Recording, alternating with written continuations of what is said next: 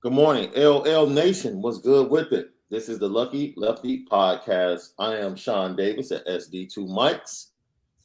We both are probably a little hoarse this morning Just a little bit. Just a from little last, bit. from last night's show. If you missed it, go watch it. That and the wrap-up show. Just, just the truth. We gave you 100% truth about the Fiesta Bowl and moving forward.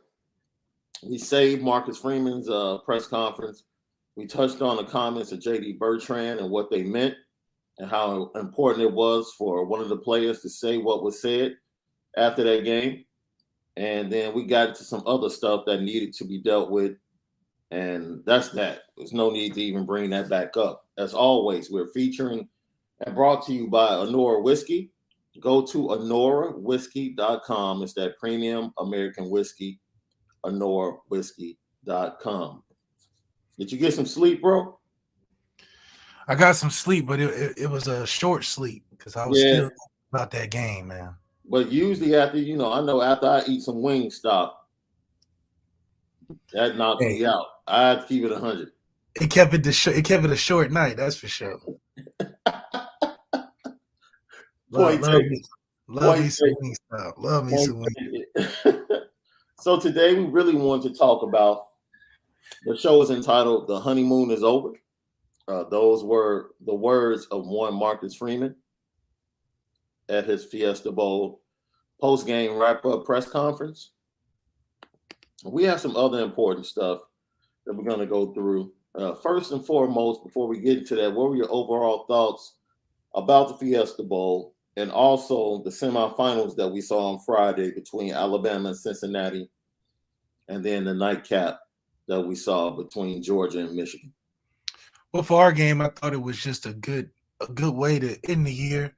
Even though we didn't come out with a victory, I thought from what it was still a Brian Kelly put together squad that we just tried to finish the year with.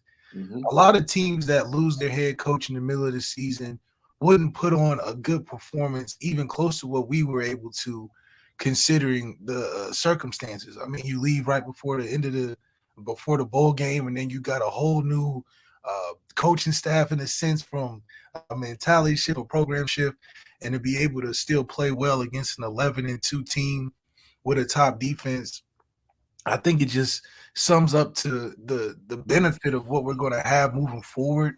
And we saw some flashes of a lot of great things. Obviously, we didn't put it together yet, but for this to be a Brian Kelly team without Brian Kelly to finish the way we did, without our superstars and all the things included, I think that's just a testament to what is going to come.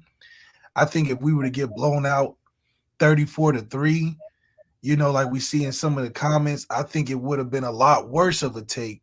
And I think we wouldn't have felt as good as we do now moving forward if it was an outcome like that. Because you could easily make the excuse, oh, we lost our coach, this, that, and the third happened. But for us to go through all of that and make the game what it was, I'm proud of that. And those seniors to be able to hold it together in the last game with all the changes. And then when you get to the playoff games, I mean, these were games that we expected to be what they were. I don't think anybody was surprised by the outcome of the Cincinnati game versus Alabama or the Georgia game versus Michigan, except Michigan homers thinking they had a chance. But Georgia's defense was still Georgia's defense. They played Alabama, which everybody watching that game got the hindsight of being a hater on Georgia's defense, thinking they cracked the code. Well, Alabama was one of the top two teams in the country every year. So them making it look easy doesn't mean it's going to be easy for anybody else. And Michigan proved that, they're not Alabama. So we see the gap as well in college football. It was distinctly clearly two teams that are the best teams in the country. And the games that they played to get there to the championship really wasn't. It really wasn't. It was more like a stepping point, more of a money grab for the college football to try to put something together. But the two best teams are playing in the national championship this year. I think it shook out the right way.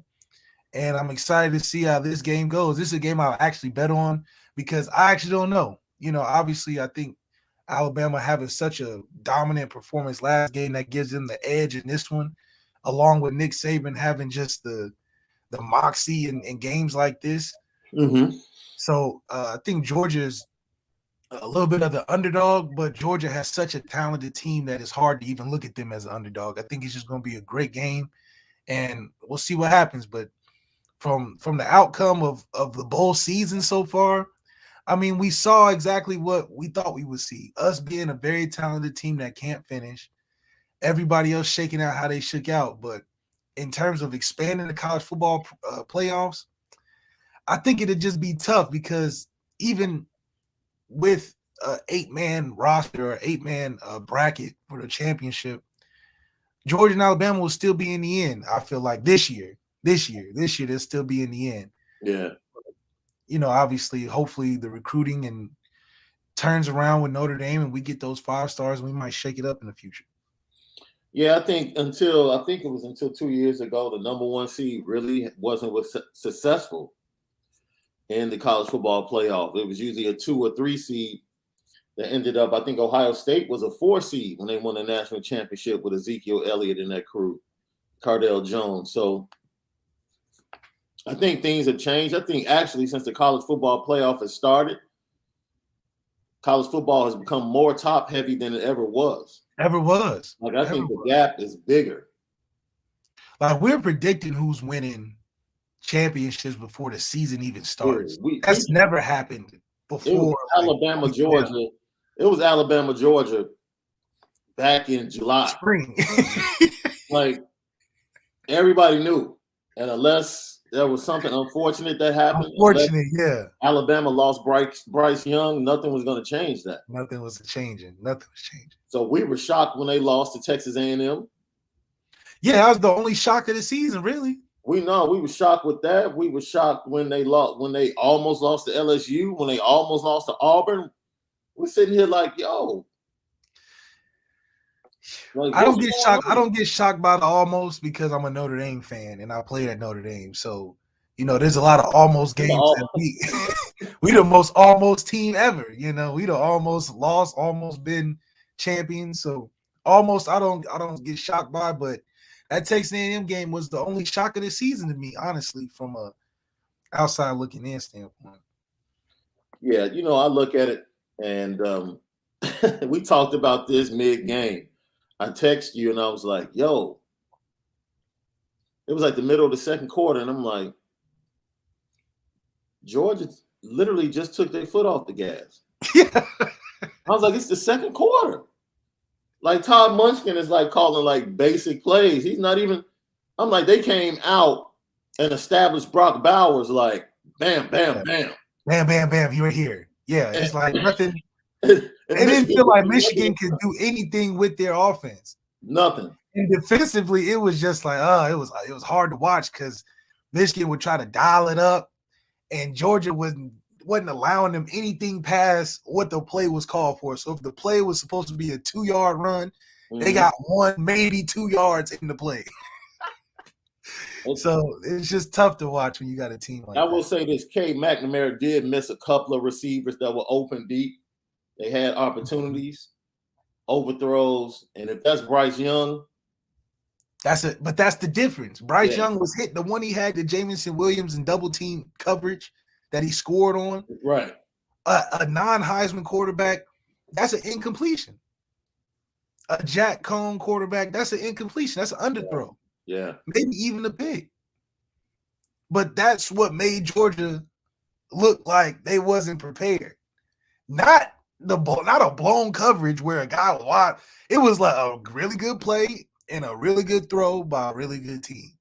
And it's funny because Michigan actually watched that film and probably believed like, oh yeah, we can get behind them.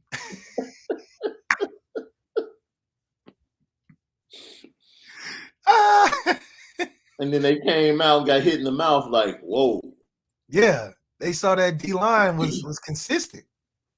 You know, what was it, 99? Once he made a tackle on a outside run going away from him behind the line of scrimmage. But I knew it was going to be a long day for Michigan. But it just goes back to the difference between a 5-star team that has double-digit 5 stars and a team that's good. Like Michigan's a good team. Right. But when you play in a team with 15, 16 5-stars, I mean, talent is going to take over at some point. Yeah, before we get to the super chats, I just want to get this one up from Galante. N'Kobe Dean was throwing up the hooks. The hooks. Yes, he was. Yes, he was. Yes, he was. It was funny. I was watching a replay, I think, of the 2018 semifinal, and Jalen Elliott threw up the hooks after the play, and I was like, "Word?" I was like, "Okay." That's right. I was like, "Okay, Jalen, I didn't know." It's like they whole D line look like Q's. right. As wild as they be playing, they all look like they all, especially in the South. Yeah. Especially in the South. The majority of them are probably our Qs. Let's knock out these super chats before we get into Marcus Freeman. Michael Graves, we appreciate you. I've been waiting for this one. Me too. Yo, just send up a prayer for us. We hope we can be as good as we were last night because we had a lot of energy last night. It's almost doing the show today. It's coming down off a sugar rush. Yeah, that's true. That's Demetrius true. Rex, we appreciate you. The team's performance on Saturday night already accomplished what Kelly couldn't in big bowl games. Lead at the half, and by a lot, future is bright. I mean, yeah, I haven't seen us lead by that much in the big game since I can't even remember. Because the way we play, it'll be within 3, we'll be down 7, we'll be up 10. Yeah. And then we'll close it out with a nice defensive stand or something. But most of the time when we've lost close games, it really was offensively going in to score to win. I don't remember the last 2-minute drive. Maybe it was the Clemson game with Ian, right? That was a game-winning drive. But other than that, it hasn't been too many game-winning drives offensively other than the Clemson game and I think the Toledo, wasn't it? We went down to win. But other than that, we haven't been a situation where we're Clemson, Florida State. Yeah. Oh, I thought it was a defensive stand Florida State that last drive.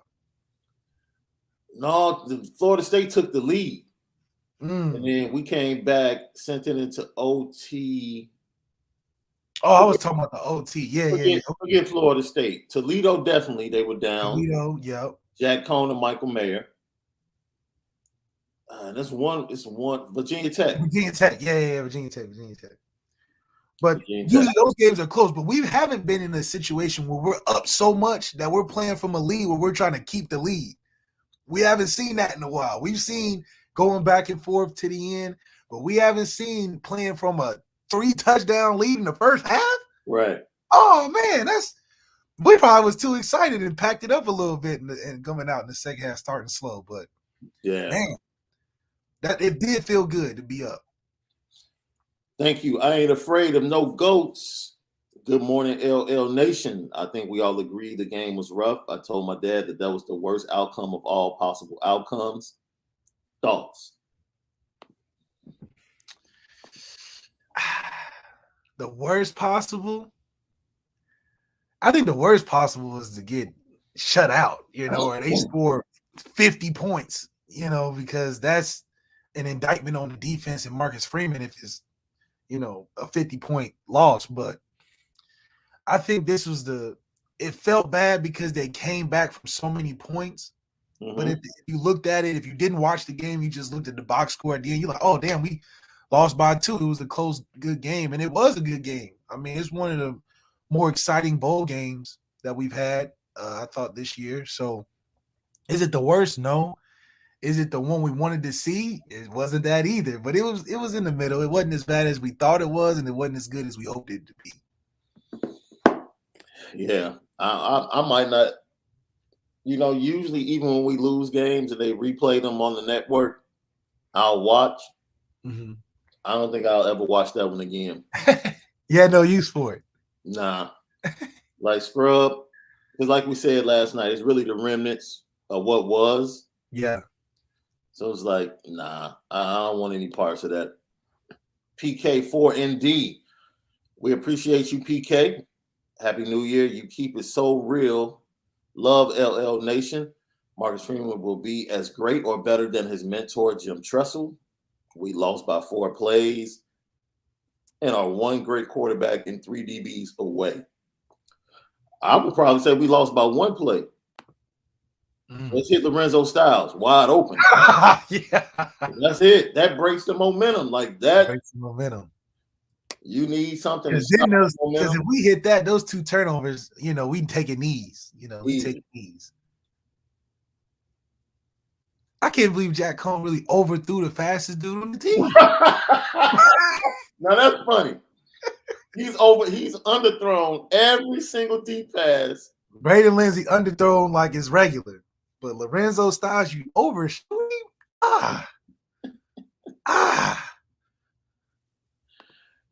Oh, Real Sports Talk with Alex, getting my cardio in while watching y'all. Malik and Shaun, keep up real Irish. Hey man, we appreciate that, man. Hey, you must be on those New Year's resolution workouts. You must be on that Peloton, getting it in.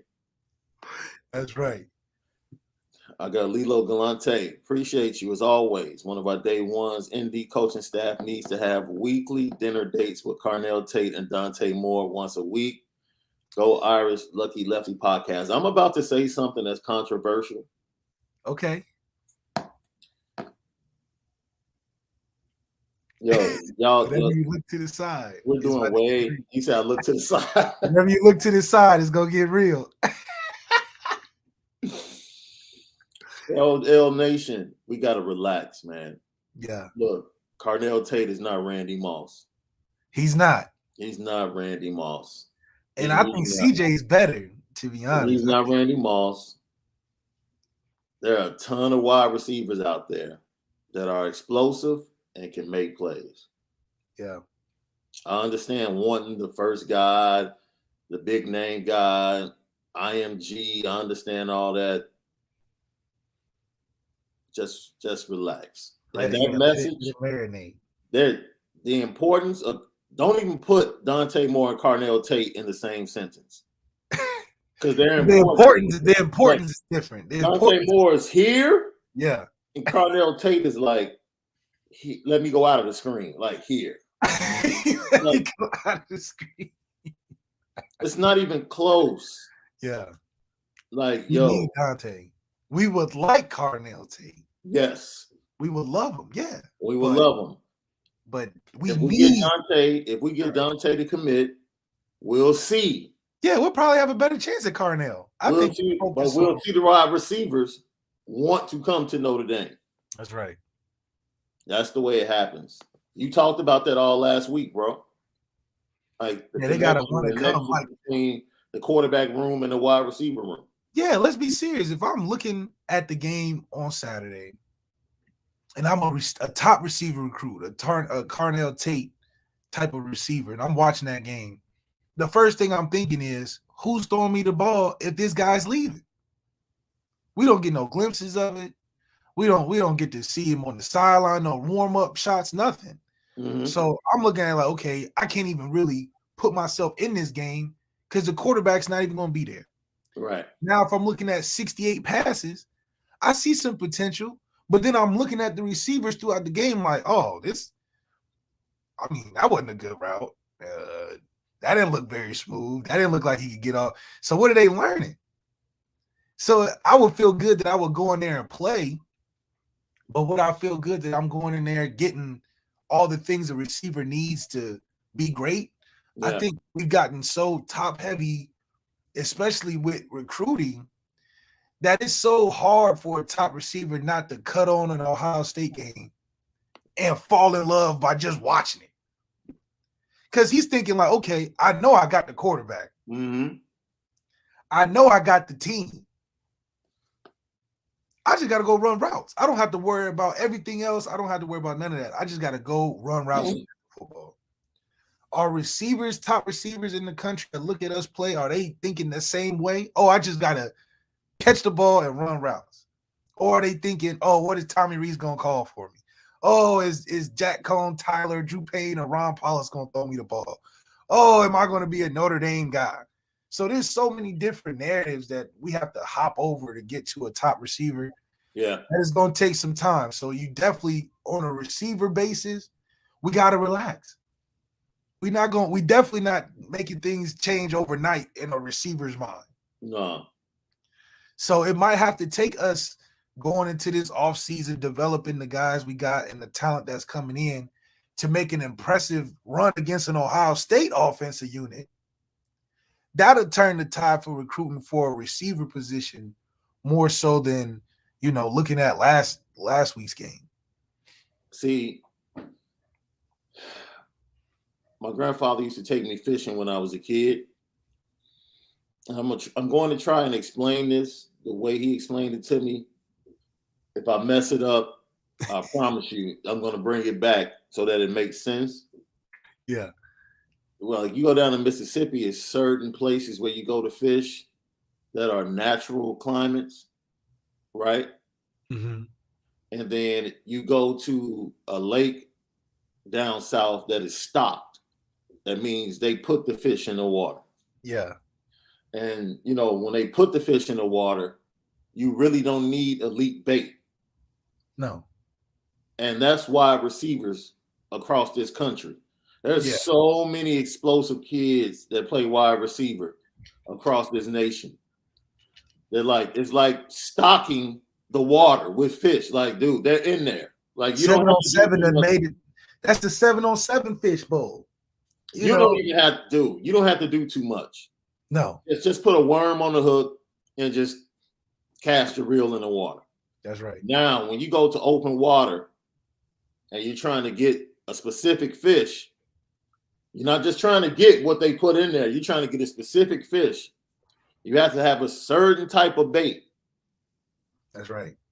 And a certain type of pole, more than likely. Because your reach got to get there. And you have to make sure you're at the certain part of that body of water. At a certain time. Man, that's what it's like. That's what it's like trying to recruit Dante Moore. That's right. And that's what it's like trying to recruit an elite quarterback. Because they don't make them like that. Yeah. Not the elite ones. It's not a bunch of elite quarterbacks just being poured in all over the country every year. No, you might get maybe 3, 4. Maybe. And sometimes they might not even be out there. Sometimes they not in that part of the water. They still hibernating. So in this case, we didn't identify who we wanted. Right. But we have to go in real smooth. Mm-hmm. Because everybody's trying to catch this guy. That's why he's evasive in where he's at. Right. So it's going to take a special bait and a special hook. And we're going to have to sit out there and really, what they say, what's the song? Sitting at the dock of the bay, watching the tide. We're going to have to wait. We got to be patient. But with that, we can also define our technique and how we're going to recruit these top quarterbacks. This is the time for Tommy Rees to really cut that list down to about 3 or 4 and invest in those guys. Study, do some film study that we can relate to these recruiting tables, because I know one thing. We got the ability to do it now. I don't believe we would have had the ability to recruit Dante under BK. I don't think the attraction would have been right. At least with Marcus Freeman, I feel like we have a better hook to be on a Dante Moore line to reel him in. And see what reels.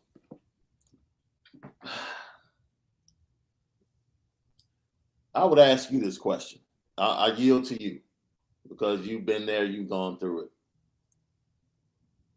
When you deal with wide receivers, the biggest hook is the quarterback. Then after that, I would probably say it is the style of offense. After that, it comes down to head coach / position coach. And damn near position coach over head coach. Right. So since we won't be hiring a quarterback coach, that quarterback room is all on Tommy Rees. Yeah, that's and he's got the All whole Tommy Rees. offense. And look, Oh, C-Mac, look, this is what I want to point out. Because this is C-Mac says folks need to calm down. CBS Sports Radio had Tommy Rees on yesterday with Pony Express and Brady Quinn. And he said, we'll get Tyler Buckner ready to take this team in a new direction. And we're excited. That's cool. yeah. You better. That's cool. That's cool. And in spite of that, go get Dante Moore. Yeah. In the meantime, get Tyler Buckner ready. Because he's got to be ready. Still, look. Yo, they had Tua. Alabama had Tua and Mac Jones in the clip. In the tank. Tank. And still went and got Bryce Young.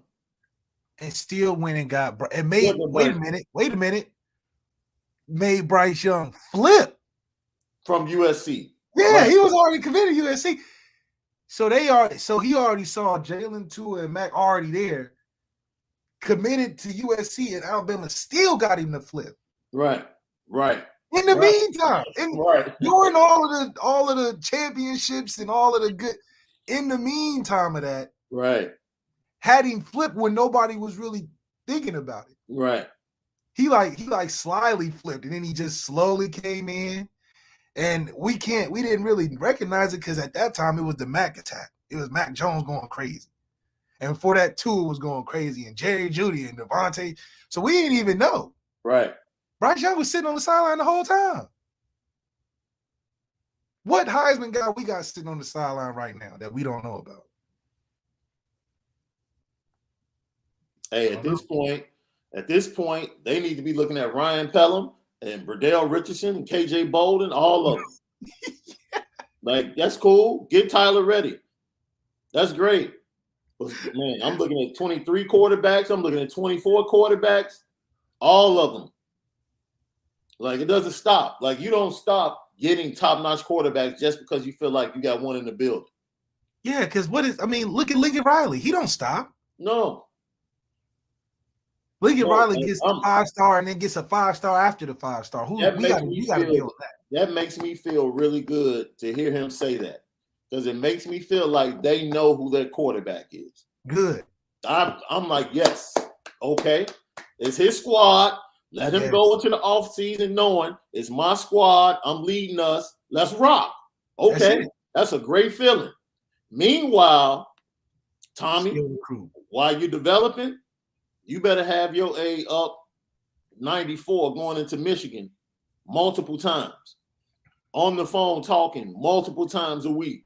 Yeah. Building a relationship. Yeah. Because at this point, at least you can focus. I don't want it to be a one-track focus where you slack on recruiting because you so into Tyler Buckner. You can be so into Tyler Buckner, just don't become one-track focus. Yeah. We agree. We said it last night. The best way for us to get ready for next year is to have no quarterback news. If Tyler's your guy, he's the guy from now until the first snap next year, and there's no indecision. There's no other highlights. To hear that. And I see C-Mac. We weren't coming at you. We just like parlaying on top of what you said. Like, we're ecstatic he said that. Yeah. But we won't do. Keep it cool. Because that's not good enough, Tommy. That's not good enough. Now, we have seen the track record of when he can focus, and there isn't quarterback news. You get guys like Ian Book, where you get a consistent guy. He gets better with experience. He gets on the same page as you. The only difference now is that we want to see the talent increase now. Yeah. Tyler Buckner's got some legs. He's done some good things. Can we advance his development on a fast pace to get ready for Ohio State? That's the challenge. But I do think with him saying that's our guy, that's 50% of the battle. Yeah. So now when you go on recruiting quarterbacks, be like, look, you see how I'm committed to guys. I'm pitching that out there. I'm developing this kid as I'm explaining the offense. So there could be a benefit to it.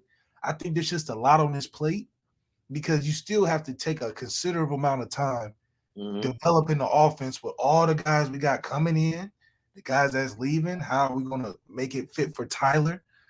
How are we gonna get the receiver coach on board, right? So Tommy's got a lot on his hands in this offseason, but recruiting has definitely got to be in that top 3. Heck yeah. I would venture to say, look, short term, the development of Tyler Buckner takes precedent. Takes precedent, for sure. But big picture, that big short picture, man. If we try to hit the 2-year window, recruiting Dante Moore is really up here. Yeah. Tyler Buckner's development and Dante's right here because it's got to keep coming. It's got to keep coming. Because if Tyler going to get a hamstring injury next year, good grief. Yeah. D-Rock Irish, I like this. Restating the obvious, his honeymoon is over too. Hey, we've been saying, look, we have been the podcast saying while everybody is focusing on Dale Alexander, look, his quarterback room is looking shabby in the last 4 years. It's looking real shabby.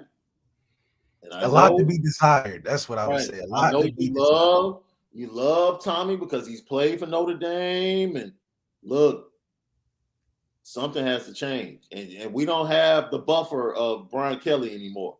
Yeah, no more scapegoats. No. Because who are we even looking at on offense if it's not Tommy? Ain't nobody else could even be big enough to take over unless you go start blaming players. So there is no more room. All right. We're going to get back to some more of your comments, but we want to make sure we have time to talk about Marcus Freeman and what he said in his post-game presser. He was asked about Tyler Buckner and his thoughts about Tyler Buckner being inserted into the game and why he didn't get that opportunity. I think the question was posed, was he available? Which was a weird question. Was he available? Like, yeah. Definitely an option. You look at the way our offense was moving the ball first half. I don't think Coach Reese wanted to make that change, and he wanted to keep that thing going. And as you get to the second half, they did a good job of getting some 3 and outs, but obviously not until the fourth quarter did the lead change in terms of who was in the lead. And so I think at that point, you're just going to ride with Jack and Jack played well, man. He played really well. Obviously there was a couple plays we wish we can take back, but we can't. And so I'm proud as heck of Jack and I'm looking forward to seeing this QB competition as we move forward. Marcus Freeman is such a player's coach. You know why? He's such a player's coach. He's such a player's Marcus Freeman knows damn well ain't no quarterback competition. Yeah, come on. He knows that. And Tommy Reese said as much yesterday. Look, Drew, you might not want to hear it. Other people might not want to tell you the truth. Drew Pine has absolutely no shot to be the starting quarterback. Yeah. Unless injury takes place. That shouldn't be his role. It's not happening. No. It's not happening. I think a lot of people can relate to a Drew Pine. They can see themselves in a Drew Pine. But Drew Pine is not the answer to beating an Ohio State next year. Now, if we had a Georgia type of team with all of that talent, with 25 stars, Drew Pine would be great for us. But this ain't the team for that. Jake Fromm and Drew Pine are very, very similar. Drew Pine can go to Alabama, look great.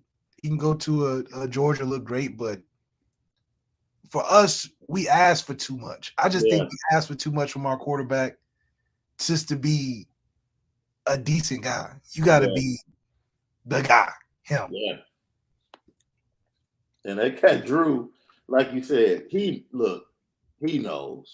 He knows. Look, I think he knows. He knows. And he's cool. He really is the perfect backup that you want in the program.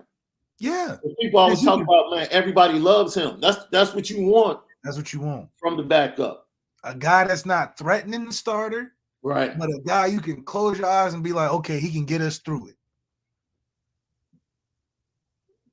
But we trying to win those see the difference with us and everybody else. We're trying to win just one more game. Yeah.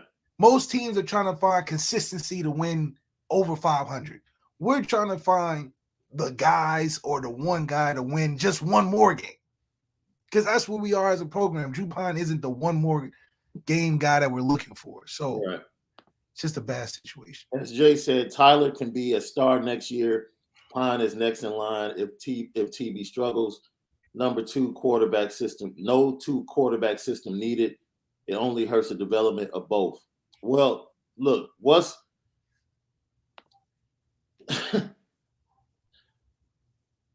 most quarterbacks at Notre Dame have struggled and still won a lot of games. Like, yeah, because we keep talking about it. Dude, if you're a good quarterback, you're going to win games at Notre Dame. 100%. So Tyler struggling would be him like literally throwing the ball in the ground on a 5-yard hitch. Like, yeah, that's Tyler struggling would look like. Look, it's just the good and bad thing about Notre Dame quarterback at this point is that you're only going to be judged off of the Ohio State game. Let's just say next season. You're being judged off the Ohio State game. Because after the Ohio State game, nobody else cares. Because we know that we're going to win 8 or 9 games. You're going to put up good numbers. You're going. Yeah, USC won't be ready. USC won't be ready. No. So we know that a lot, unfortunately, people are looking at that Ohio State game. If Cade is the starting quarterback by the time we get to Clemson late in the season, if Cade Klubnik is the quarterback, then maybe it's an opportunity for another one. But right now, Ohio State is what the whole season of Tyler Buckner is going to be judged off of. Yeah, unfortunately, and we saw an example of that with DJ. DJ's rough start against Georgia just continued the rough stretch he had all season. It's just hard. It's just set up that way, and that's because Clemson is so used to having bona fide number 1 quarterbacks that a game like that is when they always get on the national stage. You know, that's the Clemson's here on the national stage because their quarterback's so good. It didn't happen for them like they wanted to. And look at Clemson. They finished. Damn, they was out of the top 25 for a good portion of the season. That could be us in real life. Realistically, because the college football playoff committee is not going to love the fact, even if we go undefeated at that Ohio State game, that we lost the Ohio State game. It happened to us this year with Cincinnati. So for us to be able to, unfortunately and fortunately, get over this hump, that first game is very important for Tyler and for him to be able to do well. If he doesn't, you're going to see some quarterback controversy. It's just going to happen. Yeah, today seems to be what next Monday is going to be for NFL coaches. Today seems to be that day for the transfer portal. I think the next 2 days, transfer portal is going to be on fire. On fire. Yes, Rocket Ismail's nephew is in the transfer portal. Possibility, a couple of Colorado wide receivers, a couple of wide receivers, 4 stars from Miami, Ohio. One from Maryland. It's a lot of options out there. Brandon Joseph is the first. Brandon Joseph needs to be in South Bend the first today. Yeah. He's down the street. Get him to South Bend today. I had a pause because I wanted to see both of the youngsters in the bowl game. And this is where this 5th and 6th year eligibility comes in because, if Houston and DJ Brown want to come back, I'm not cool. No. I'm good on that. I need. You think Marcus Freeman would tell him it's time to move on? Well, honestly, Marcus Freeman, he was the one that got Houston Griffith back to the school. Because if you remember when Marcus Freeman was hired, Houston Griffith was in the transfer portal. That's right. And he convinced them to come back. That would be kind of cruel to convince a kid to come back and then tell him, like, you know what? It's not working out. Yeah, I get that. DJ Brown, you know, man, love the kid, but nah, go get you some playing time somewhere else next year. Like, it's, and I'm not trying to be cruel. It's just, man, it's a tough. Man. This is where it becomes business, right? I mean, Bama does it. Oh, you facts. see people transfer all the time out of Bama. Jameson Williams transferred out of Bama. That's how good they are. They so I good. can't think of a Notre Dame transfer that really went somewhere else and just like, oh yeah. What's the kid? He's in the NFL right now. He transferred and went to Houston, and he's in the league right now. What is that kid's name? Oh man, he was out of Texas, wide receiver. Gosh darn it. He's literally in the league right now.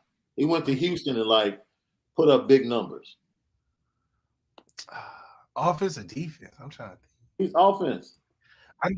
I know only one doing really well right now that left that I can think of. Oh yeah, Jalen Guyton. Yeah, Jalen Guyton. Yes. And he's catching touchdowns for he's going crazy. Yeah. But another receiver too is Michael Young. But think about Jalen Guyton is that Jalen Guyton didn't really even play for real for Notre Dame. That's the point. Enough to be like, he wasn't there. I'm sorry, he wasn't there long enough to even be like even a factor. That's why most people forget about Jalen Guyton because he was gone so fast. Yeah. But a guy that did play a lot, that transferred is having success, is Michael Young out of Cincinnati, who I don't know if he'll get drafted or not, but he's been okay. I mean, his numbers have been really good. Jalen Guyton went to Houston and put up. Yeah, he went to North Texas and went crazy. Shout out to Coach Baggio. He was at Notre Dame. Then he went to because he was trying to get me to go to North Texas, but I'm like North Texas. But Jalen Guyton went down there and really did his thing, man. Really excited. Oh, and also the receiver for the Rams that came from Northwestern last year, Ben Skoranek. Yeah, Skoranek, and he's in one of those positions where he's got a really good opportunity, man. He went to a team that got a great setup for him, a great coach, and then he can find his way in there. He's been making some plays. I mean, but it's a system. He got Odell over. It's a system all about route running. Exactly. And I wasn't a big fan. I'll be honest, I wasn't a big fan of Ben Skoranek at first because maybe just the fit in our offense, it made it look like he was just out of place. Mm-hmm. But, he got to the Rams and got in the right place, and he's looking good for sure. Facts. Lilo Galante, Dante Moore is a muskie, the fish of 10,000 casts. Yeah. You got to come with your A game. You have to come with your A game. You just can't walk in like, yo, this is where we see you in our offense. Nah. Yeah, because we fighting the good schools. We fighting the Ohio States, the Bamas, the Georgias, possibly. Paul Moore, we appreciate the super chat. Is Notre Dame really committed on winning national championships like the football factories of the world? When BK left Notre Dame, it was a big wake-up call. Well, when BK left Notre Dame, it was because he wasn't getting any more money out of Notre Dame and because his program was declining. Let's keep it real. The peak of Brian Kelly's era was 2018. That squad. Oh, going undefeated and yeah. That was the squad. If a squad was going to do it, it was that squad, and they didn't get it done because they didn't have a quarterback. Period. I watched that game, dude. That game was like a 3-3 game with Clemson. Like, to the end, damn near. Into the second quarter. Yeah. It's like they were going blow for blow with Clemson until Julian Love got hurt. Yeah, Julian Love got hurt early, and Julian Love got hurt. Then they reversed the fumble. They reversed the fumble call. Yeah, they reversed the fumble call. They only got that field goal because Ian Book fumbled. So it's like Notre Dame was a really good team that year. I'm talking a really good championship caliber, and they didn't have a quarterback. And like you said, when Julian Love went out, them deep balls start going up, and we got beat. because their player was just better than our player at that time. We didn't have the depth at cornerback. We just didn't have it. So, and all of those guys, the whole secondary went to the league. The whole secondary, our whole secondary went to the league. Troy Pride, Julian, Dante Vaughn, Jalen Elliott, all of them went to the league. So I mean, they can't be as committed as state schools like Georgia and Alabama for multiple reasons. But as we said before, there's no reason why Notre Dame shouldn't be able to get 3 or 4 or 5 stars every year. Yeah, there's no reason. There's no reason. At least 3 or 4 or 5 stars. Yeah, I think Texas A&M picked up like 3 yesterday. It's like, and when is Texas A&M? Come on, like such a out of the blue school to even be recruiting 5 stars like that.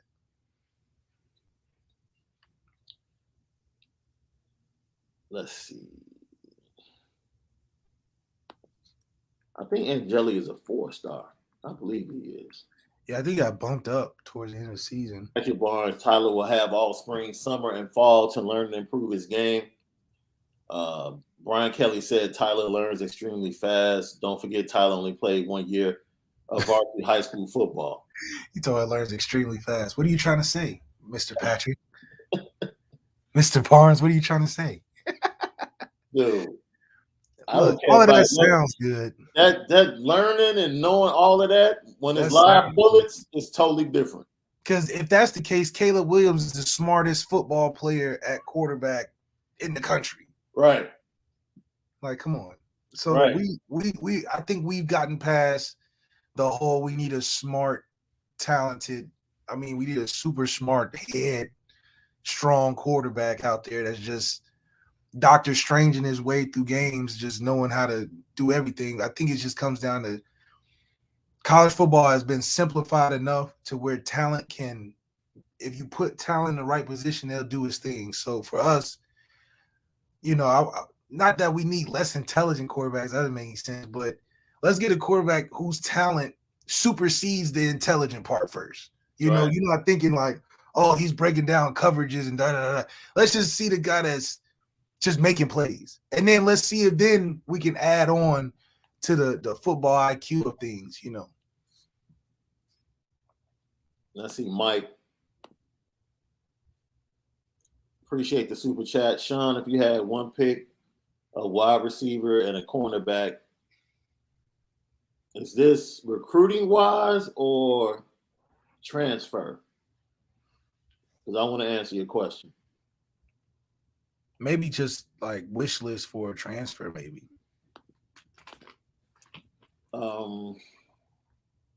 Yeah. I need to know. Oh, he said transfer. Oh, transfer? This is the week where most of the top guys will end up, so I have to let it play out. Yeah. I can tell you now,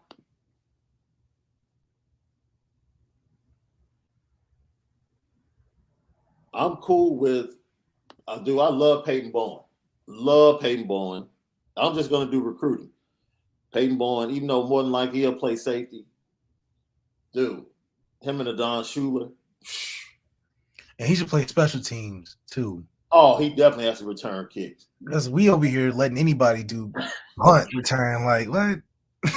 We the only team in the country that's a relevant top 5 team in the country that just throw anybody back there for punt.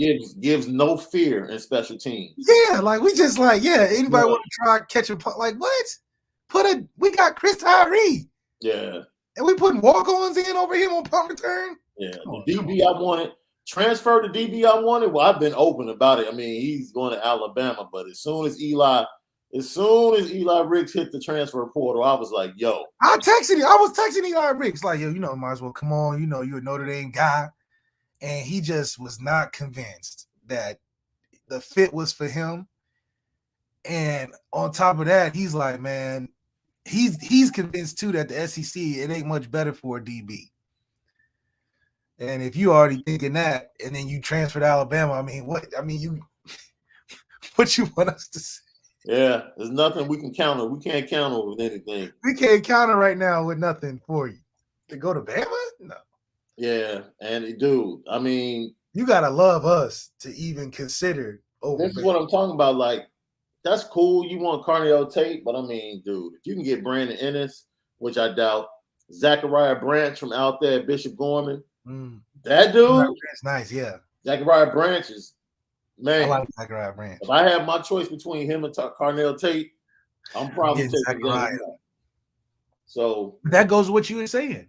There's a bucket full of them. Boatload of wide receivers. You close your eyes and you can get lucky and get something nice. So I need to give me a couple of days to see how the portal plays out. I know a cornerback from Purdue just hit the transfer portal this morning, if I'm not mistaken. And I know that Purdue's defensive coordinator is a possible candidate. So you might bring him over for the DC job. So that might be an option. Yeah, we'll see.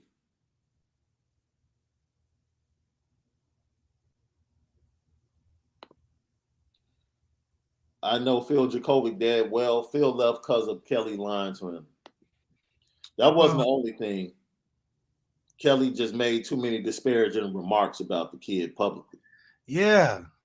That yeah. I've never seen that ever. Yeah. Like, yeah.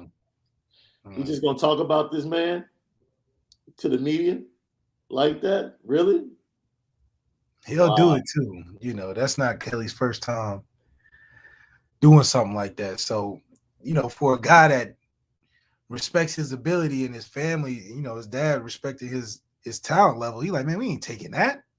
And that's what his dad should have done. Why would he not do that? Phil was the number one quarterback too, or something like that coming out. So yeah, Phil wasn't. He's like, I'm a 5-star, guys. You're letting. I think. Wait a minute, aren't they on the schedule? I think they come to Notre Dame, and him and Zay Flowers came back together. Yeah, that BC game might be one of those close games. Yeah, I think Phil's really good. Do I think Phil's good enough to beat us with a BC team? He's not Matt Ryan now. You know, I think Phil's really good, but he ain't no Matt Ryan. Is Phil better than anything we've got in the quarterback room right now? Only because we haven't seen a full version of Tyler. So you copping out? We haven't. I'm talking about right now at this right now. Yes, right now, yes, he's better than what we got in the room by far, in my opinion, by experience, physical size. I think Phil's a really good player. You know, I think he's a really good player, but it's not a fair comparison to our room with a bunch of unproven guys. I just leave it at unproven. Yeah, we're not trying to be fair. We're just asking a question. Because you've been on record all year. There he goes, fading back. And coming back. Had to check the piano. Yeah, check the piano. You've been on record this year saying that Phil Jacobic was the starting quarterback, Notre Dame would have been in the playoff. Oh, yeah, for sure. Phil's better than Jack. Got more talent than Jack. More experience than a Tyler. And he knows the team. I don't think Phil would have lost no Cincinnati. You know? There's some games where some quarterbacks just not losing. Phil's not losing to Cincinnati. I don't care if Cincinnati was undefeated. I think Phil would have pulled us out in that one, which would have put us in the playoffs. You know, and that's only – but you know what's crazy is that's just a one-game difference. Yeah. We just looking for a guy that can make one game of difference. Will Phil have outperformed Jack Cohn numbers-wise all season? It would probably be a little similar. But would Phil win that Cincinnati game? 100%. You know what wouldn't be similar? The run stats. The plays he would have made with his legs. Yeah, I'm saying the run stats. That would only been the bit. You know, the ends wouldn't be crashing down on Kyron all year. Because Phil had the ability to pull and actually run. So Marcus Freeman was asked about the preparation and whether or not this team was prepared for Oklahoma State in the tempo. Yeah, we knew they were going to go fast, and they did. And we prepared for it. But at the end of the day, they still executed a little bit better than we did defensively, and we wanted to play some zone early in the game, and they were starting to exploit some of that zone. So we said, okay, let's change and play a little bit more man. And you know what? I trust Silu. And you know what? That guy made some plays. He's a heck of a player. Number one's a heck of a player. And, we got to do a better job maybe mixing it up. But you know what? Hey, man, Silu's going to do great things for us, and he's done great things for us. And you know what? I wouldn't trade him for the world. Ooh, that's the type of dude you want to play for. Boy. That's the type of dude you want to play for. That's the type of dude you want to play for, because it took him a while to kind of get to it, because he had to laugh at it for a little bit, because he we called, man, and damn, he was getting killed. But he's like, maybe we could try to switch it up, maybe next time. But he had to, the only line that mattered was, I wouldn't trade him for the world. That encouraged the kid, influence, to go and be like, all right, I know everybody kicking my ass, but my coach want me, so I'm going to go get better. But, man, I mean, but you heard him. He's like, look, we knew they was going to do it, but when you're doing it, that's a whole nother story. I'm sure plenty of people planned and practiced great for beating Mike Tyson until they had to fight Mike Tyson. And it's just the plan sounded great, but Oklahoma State executed. Like you said, he's like, we want to do zone, because Baylor played a little bit of that and got some gimmies. But after a while, when you tempo, you have to play man, because you don't want to eliminate the communication, so you don't let an explosive play go. So you have to go to man eventually. Right. And then that's when the one-on-ones come in. And Marcus Freeman was like, look, recruiting kicked our ass right there. You couldn't win those one-on-ones through the stretch. But, those guys are going to get better, and they believe in Marcus Freeman that they can get better under him. So, he's not worried about it too much. And we forget that when Baylor faced Oklahoma State, they had their dude on the back end. Yeah. You know what I'm saying? They had a first round. 22 was back there. That cat Petrie was back there, making the calls, making the plays, defending the slot, man to man. Yeah. If we had 14, we wouldn't even be talking about a loss. No. Everything would have been different. So, because he's not giving up them red zone touchdowns that we had number 2 give up. No. He ain't letting guys catch stuff in front of him and all that. No. They run a jet sweep and he's one-on-one with that dude, with Bray coming around. Yeah, we've seen Kyle make open field tackles behind the line on jet sweeps for a fourth down big plays. So we have seen the potential what we can do. Yeah. He was also asked about his thoughts on the offensive line and how they did in the Fiesta Bowl. I think, for the most part, again, I haven't gone and evaluated it, but they protected the quarterback. And again, it's the tale of two halves in terms of the first half. You scored, 28 points, I think, offensively. We're moving the ball. They're protecting the quarterback. And then the second half, obviously, things didn't go that way. And so we have to go back and Tommy and look and say, okay, what did the defense do second half schematically that gave us issues? And let's try to find a way to make sure that never happens again. As far as taking a deep breath, I'm more motivated now to go, right? And to, let's everything we do, from staff to personnel to recruiting to whatever it is that this organization needs to improve. That's all my mindset is. We may need to pull the reins on this dude. Straight up. Like, he's one of the people like, oh man, you need to slow down. Like, you haven't eaten today. You need to take a nap. Like, this dude is ready. Like, he's ready to go. Whether it's interviewing his coordinators, getting new coaches, recruiting. Like, this dude is amped to go. Yeah. He's thinking ahead of the time. Like, man, bro, I want you to be healthy too. Like, I want you to win. I want you to get recruits. I want you to hire the right coaches, but I want you to be here for about 10 years. Like, yeah, you can't do it all in the off season. Man. Yeah, one day at a time. 1 minute at a time, 1 second, however you want to say it, second, minute, hour. Yo, stay in the moment, do everything. Everything's going to turn out fine. Everything is going to turn out fine. Some more from Marcus Freeman. I thought the kids prepared tremendously. I thought the coaching staff did a great job, but at the end of the day, we didn't execute when it mattered most. But these guys, man, it's a special group. And for those that aren't coming back, they're going to be greatly missed. But more than anything, there's a group I think that's, one, disappointed, but two, motivated to right what happened today and to start the progression for the future. As I told them 28 days ago, this is about right now. This was about finishing this season off the right way. Well, it didn't happen, and it's okay. All we can do now is start focusing on what we'll do as we move forward to make sure that we're successful the next time we're on the field. I don't need to hear anything else. Like, I'm straight.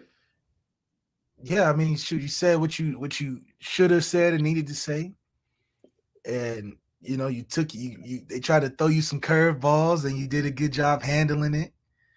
Now it's just a matter of, okay, what's the work look like now in the off season when everybody's focused on other stuff, and he's got a lot that he can be proud of to build on because there are a lot of good pieces still here. I think at the end of the day, the more he can avoid saying the wrong thing, yeah, I think it'll buy him enough time to get the right pieces in so we can see what it really can look like. Yep. Lucky Lefty Podcast. We're talking about Marcus Freeman right now. I'm Shaun Davis. That's Malik Zaire. And last but not least, Marcus Freeman himself, in his own words, said the honeymoon is over. Did a good job at, getting into some 10 personnel, which they really hadn't shown much all year, and it was good. And they made some good second half adjustments offensively and defensively to stop what we were doing offensively and to kind of exploit some things defensively. So they did a good job, and you got to give them credit where credit's due. But for me, obviously, as the leader of this program, it's a pit in your stomach, as I told the group a minute ago, that you want to bottle it up and you want to remember how this feels. And the honeymoon stage is over, right? The whole, hey, new head coach, it's a great story. No, it's about having a great product, and it's about having a great team. And so we have to make sure that it's about developing this team for next year, right? This year's over. So everything we do from now moving forward is going to be development and making sure that we're prepared to have success. That's it. The season is over, yo. It's a wrap. We didn't get it done. Y'all can put that in the archives. It's time to move on. The only thing else he could have said that would have got me hyped is, hey, it's time to prepare for the horseshoe. If he had said that, I would have gone crazy. Yeah. Like, okay. His mind in the right place. And he probably in the back of his mind is thinking about that. That's why he's so, in my opinion, was so rushed to be like, look, we're next year. Right. Develop next year. Okay, you're going to be missed. It sucks.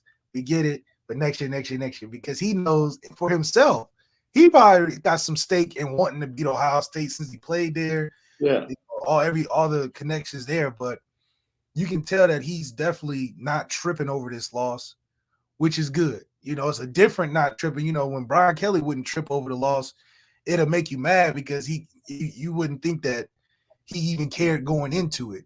At least with Marcus Freeman, you can tell that he's upset that we lost, but he's not daunting over the fact that we lost either, and he's excited about what's next. Now, see, this right here, this is the type of stuff we're not going to do. And we welcome all comments. Two Work said Freeman needs to spend some time with other head coaches. You mean like his mentor, Jim Tressel? He literally said he's talked to Jim Tressel every day preparing for the Fiesta Bowl. Literally. It's like, sad to say he made many fundamental mistakes the other day that cost us the game. Name them. You said many. Name them. Yeah, I need to know. Name them. No adjustments whatsoever were made at halftime. That's not true. The man just said we had to go to man when they went to 10 personnel. Yeah, because we was getting cooked. Wait a minute. Hold on. Look, man, I gotta bring it back out. See, this is what upsets me, dude. People just stop grabbing stuff and narratives that, dude, stop grabbing low-hanging fruit. Stop. JD Bertrand from the post game. He prepared us really well. He had us ready for the high tempo. He had us ready. Like, it wasn't schematically. It was the little details of, we missed tackles. We didn't win the 50-50 balls, those little details. And we need to make sure we do that better. And it's on us. And going into the next season, I just want to make sure I focus on the fundamentals, the little things like finishing leverage tackles, not going 1-for-1 for blocks, just every little detail, just being able to enhance it. And then just being able to take that next step in leadership and be able to help this team become the team that we want to become. The roster isn't good enough. It's not. We was not good enough. You made many fundamental mistakes. No, the players made many fundamental mistakes. Yeah, Yo, he said it. Bertrand just said it. We made fundamental mistakes. We missed tackles. We had sacks 4 different occasions that would have made it like 2nd and 17. Yeah, we was running past tackle. We were with the perfect play call. We're running past the play. We're running past. You got Jack Cone overthrowing a wide open man. That's a touchdown. When he That's had not a coaching thing. That's not a deep coaching pass all year. Oh, You got Logan Diggs fumbling at the 30-yard line of Oklahoma State. You got Jack Cone throwing an interception that's just, I don't know what he was looking at, because the safety and the linebacker were right there. There's no way Kevin Austin could catch that ball. That's another opportunity. The defense gassed. The defense that didn't make adjustments created 2 turnovers to give you 2 opportunities to win the game late. And when do you get a chance? 2. And maybe people don't understand because they didn't play. But I get a chance to talk to you, bro. When Marcus Freeman said they went 10 personnel and we had to go man, and then JD Bertrand says they went to personnel and tempo to take us out of our stuff, and we couldn't run our stuff. We couldn't run our blitzes. Guess what? Let me break down the 10 They made it a personnel. one-on-one game, which was the only thing they could do, and the players weren't good enough. What's the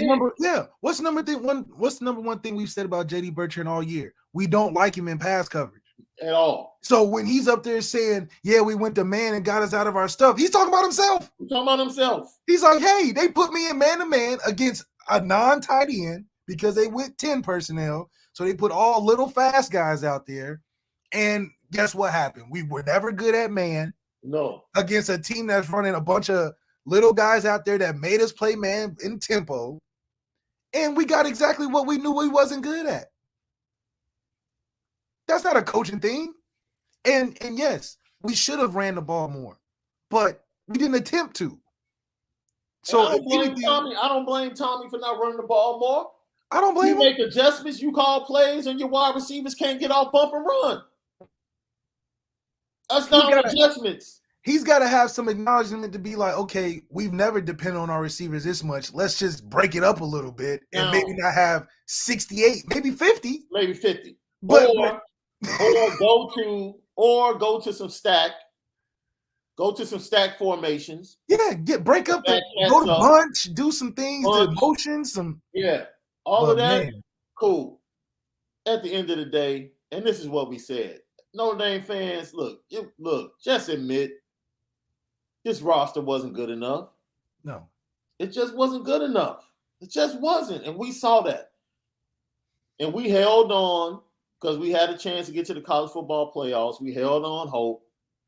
They weren't good, dude. Wait a minute. Wasn't everybody saying this is the transition year anyway? Transition year. That's what they said. We knew these linebackers couldn't tackle Sam Howell. Yeah, no, we couldn't. Sam Howell ran for 100 yards. There is no adjustment to missing tackles. They had 13 missed tackles in this game. 13. There is no adjustment for that. That's the equivalent of having 14 penalties on offense. It's crazy. You're just killing yourself. It's crazy. And dude, you can't come at us like we're protecting Marcus Freeman because we lit his tail up on the post-game show. He was the first person. He's the first person we lit up. So everybody got it. But what we're not about to do is grab the low-hanging fruit, the narratives, right? We're not about to do that. The generalizations of fundamentals broke down. What fundamentals? Dude, JD Bertrand told you the fundamentals that broke down. He talked about, I got to get back to work on my leverage and leveraging tackles.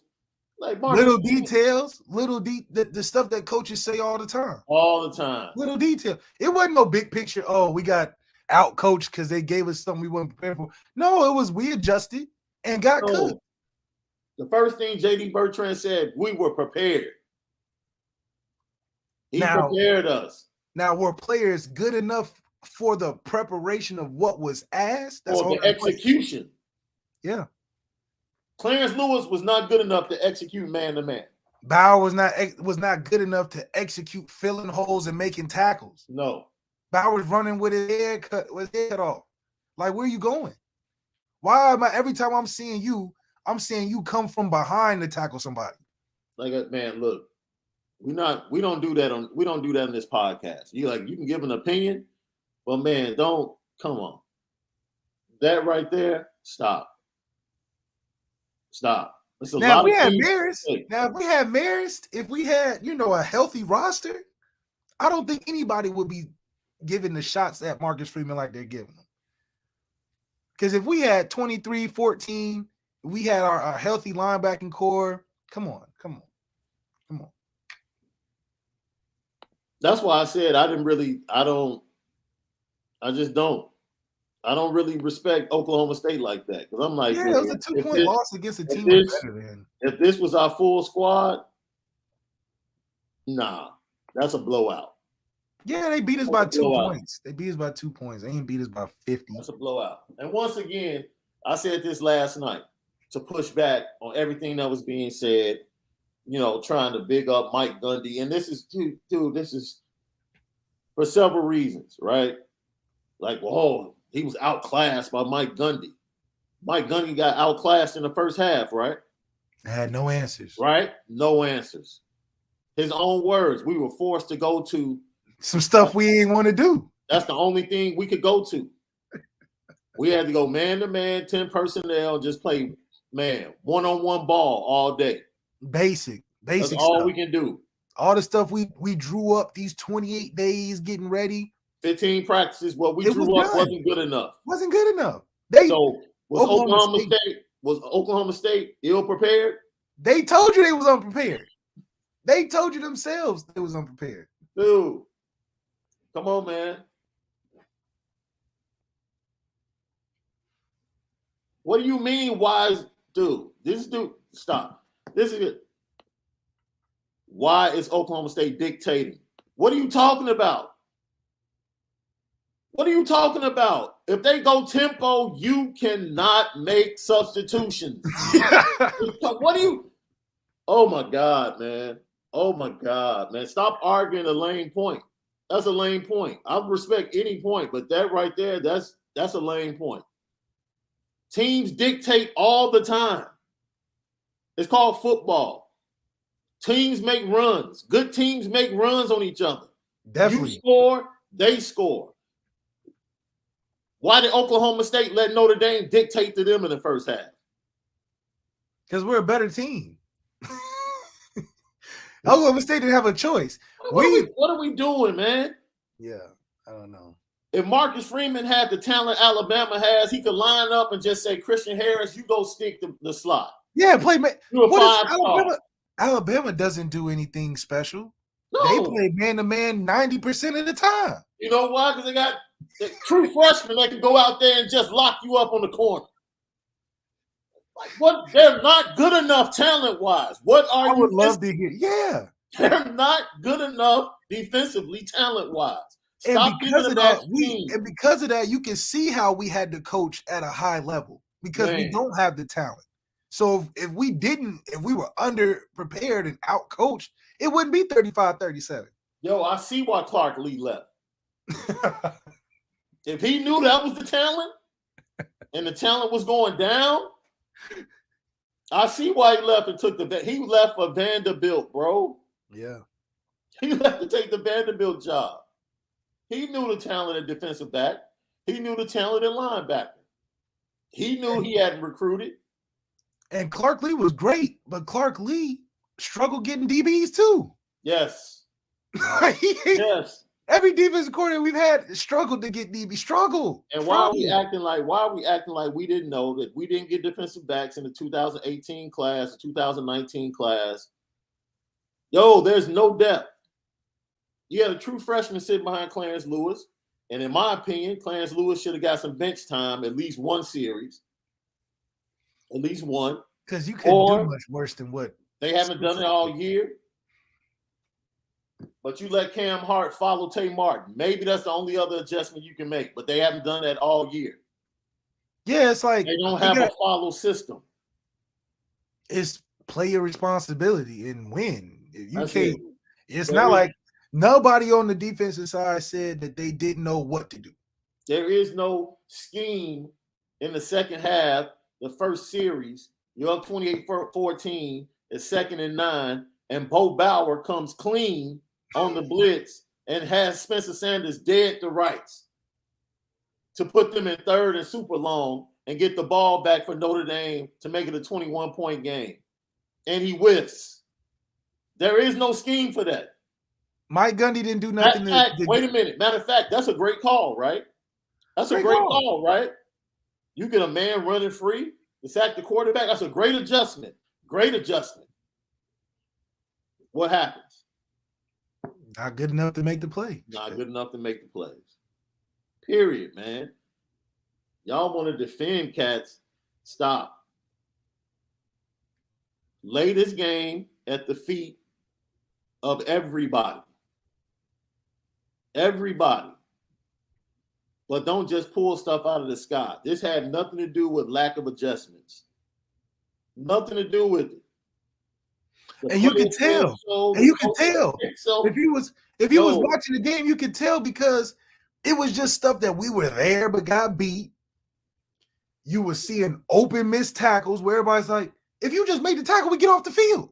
There were no blown coverages. None. Blown overthrows. So you're looking at it, it's like, man, we just can't buy a play. None. It wasn't, man, we're getting our ass whooped. It was, man, we can't execute on anything. Jack Kyes is supposed to buzz out and get under the under route because Cam Hart is playing off coverage and he's getting out there late. Yeah. That's supposed to be an interception. The same ball he picked against Graham Mertz against Wisconsin, the same call. He's getting out there late. It's a completion. That's not on coaching. No. That's not on coaching. We were watching the mistakes, just watching them happen. And I don't need to watch the game. I was watching it in real time, saying like, yo, this is bad. Not the game, not the coaching. This is bad. Yeah, it's just bad performance. These DBs, they're bad. These linebackers, they're bad. They're bad. Like, we were gassed. Dude, Notre Dame ran 5 less plays than Oklahoma State. Shouldn't Oklahoma State's defense been gassed as well? That means I think they were gassed, but we kept bailing them out, going 3 and out, throwing it in the dirt. You know, we wasn't putting no pressure on them to tackle. We wasn't putting on we wasn't putting any pressure on them to survive the play because Jack wasn't running around. We didn't put no pressure on their defense. Their defense was just out there running plays because they're like, okay, Jack's not going to run, so we don't have to cover longer than a certain amount of time. Dude, I'm going to be honest. Let's be honest, right? Because Rodriguez is getting a lot of love on the Logan Diggs screen in the 3rd quarter. That would have been a big play for Notre Dame. Kyron breaks that tackle. He's not taking Kyron down, man, one-on-one. He's not. But it was Logan Diggs. And next year, I don't think he takes Logan Diggs down one-on-one. No, I don't think so either. But Kyron definitely wouldn't have gone down one-on-one. And that's an experience thing. We saw experience come through for the running back group. Chris Tyree, electric, a guy you can count on. The rest of the running back room just looked super young. They was tipping, slipping. letting little guys tackle them and trip them up. That's stuff that through experience they'll get better to where Logan Diggs, I'm not expecting him. He was jumping over people the other day. Man. So I'm not expecting him to go backwards in his abilities, but it was obviously more to be asked for from the young group, the running back room. Chris Tyree, I wish we would have used him a little bit more in the second half, but he did what he's always done. Been explosive, out of the backfield, catching, doing screens here and there. But we definitely missed Kyron in that sense of bringing it all together. Because when in doubt, we gave it to 23. And did we not? Please go watch. Please go watch the preview show. Yeah. What did we say? We said if they are as undisciplined with the pass rush as they were against Virginia Tech and got killed by Burmeister, they're going to get killed by Spencer Sanders. 100%. This man put up over 500 yards total offense. And most of it was the second half. And he figured it out. He said, oh, okay, I know they're going to whiff past me. When they're whiffing past me, there's nothing but space and opportunity. That's it. Why? Linebackers. Our girl D. Beasley was good. Once you saw Bauer 10 yards off the ball and was still couldn't flip his hips, you knew it was over. The talent is not good enough. There is a reason why the focus in defensive recruiting in the first two classes has been on linebackers and defensive backs. There's a reason. Prince Collie would have made a play, though. I'm convinced. You can't convince me Prince Collie wouldn't have made a play. I mean, bro, look. They've been talking about him all week. They've been talking about him all week. What they say all week? Hey, Prince Collie has been making plays, been flying around. We appreciate the super chat. I got to get my tea on this response. Did I miss something? Let us know. Yeah, let us know. What response?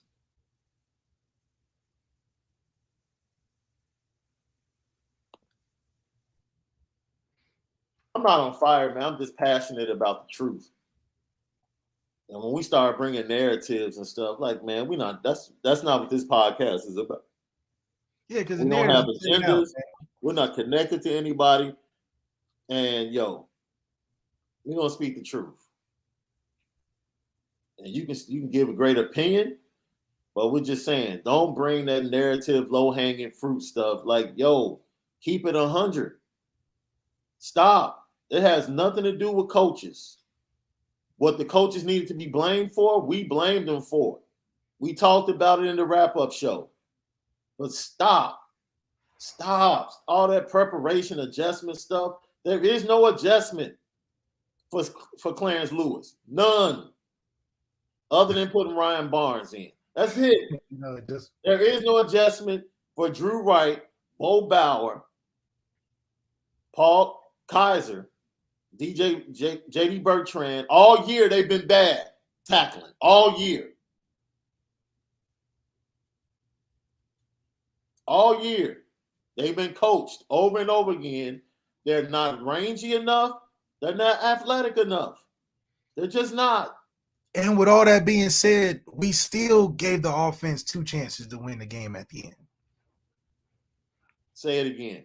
So with all that being said, not being talented enough, we still made plays enough to come out with the victory. Gave them 2 chances. Usually get once. We gave them 2 chances at life and couldn't convert. So it's just gassed. Now, see, this is what, when you have elite talent that's gassed, elite talent plays the RPO, plays the running back, and still is able to chase down the quarterback and have enough talent to pull the ball and yank it out. That's what elite talent like Isaiah Foskey does. So go get enough talent like that. Go get enough talent like that on the field, and the adjustments will look real good. Yeah. They'll look real good. Because they're going to have people on the field that can execute it. Until then, and look, man, that right there, dude. Oh man, that's it. Like people like, oh man, he was totally out coached, dude. Mike Gundy outcoached him by 2 points. Yes, a first-year coach. No, I need a first year. A first game coach. He outcoached him by 2 points. And had to pull off an amazing. That was one of the biggest comebacks of Fiesta Bowl history. Like, come on. Like, look. See, let me point out some more foolishness. Marcus Freeman equals Charlie Strong. Like, this is what I'm talking about. This is where this buffoonery comes in. If you don't think he's a good coach, then just choose another bad coach. Charlie Strong is good. But no. This is my point. I think he's trying to say he's a good court DC and not a good head coach. Okay. I'm gonna give him the benefit of the doubt that's what he's trying to say. Hopefully that's what he's trying to say. And I'll leave it at that. But after one game, I can't give him a comparison to anybody. Come on, man. I can't give it a, and even if that's what they were going with, dude, we still gave them 2 opportunities to come out with the game. It's just Jay Golden 44. Mike Gundy was deer in headlights first half. Thank you. Had nothing until the last drive. Like, you know what? Let's just go 4 or 5 wide and just try. Let's just try something. And they realized, like, oh, we got something. Man to man. But it wasn't no calculated strategic move. Look at this. You see, this is the foolishness right here. This is the buffoonery. Kelly's leadership was missed. Was it missed when you were getting blown out in bowl games? Dude, this is what I'm talking about. His leadership. This is the same dude that called Phil Jacobic to transfer because he publicly talked about him and lied to him and his father. That's leadership. Do we need to go to the beginning of Brian Kelly's tenure and the lack of leadership? Are you kidding? Do we need to talk about how he lied to you and your mother, Malik? Oh, man. Man, come on, man. What leadership? Yeah. What leadership? See, I wouldn't put leadership as a quality of Brian Kelly. I would put, like, other things, businessman, politician. Did his leadership win the Virginia Tech game, or did Kevin Austin make a play? Where was Brian Kelly's leadership against Cincinnati? When he gave Cincinnati 7 points in the second quarter because of his decision. Where was his leadership?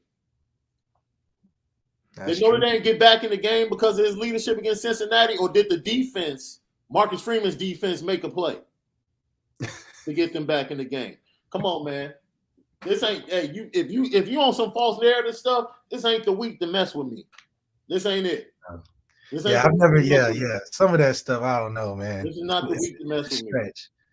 But that's what happens when you lose, man. You get opportunity to just throw out anything and think that that's what the reason was. Yeah. So it's like, unfortunately, Marcus Freeman got to go undefeated for the next 10 years, or it's going to be a bunch of narratives, Let's see. Matt, 2011 GT Day 1. We appreciate you.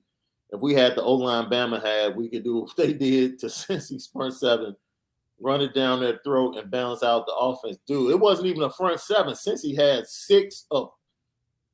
With a safety coming down. They went straight 3-3-5 with a safety coming down. And I'm surprised that they really tried that versus Alabama. I'm surprised that they.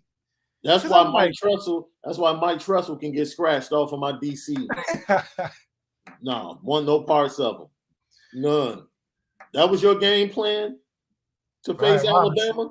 Maybe it was like we'll die with them running the football over them throwing it all day. Early on, if I have 2 first-round cornerbacks early on, I got 8 on the line of scrimmage.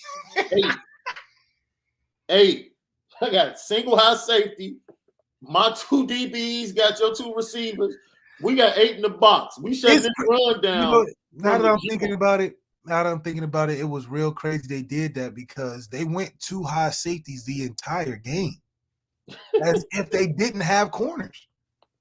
That's why Alabama kept running. They're like, "Oh, you're gonna go 2 safety, you're gonna run it." Oh my God! But with all-star, all-American corners, you would have thought they would have did what you said. They were in 2 high safeties, deathly afraid of the pass, but got the best corners in the game. So, yeah, Brian Robinson was eating, but I don't know if that was the best strategy they should have went with. Aaron Prue said Gundy low-key underrated in bowl games. Gundy is underrated as a coach, period. That's why he couldn't get us scheduled for ever. He's underrated. We wasn't thinking nothing about He's a really good coach. Really good program. Transition that program from being strictly offensive to more balanced. Really good coach.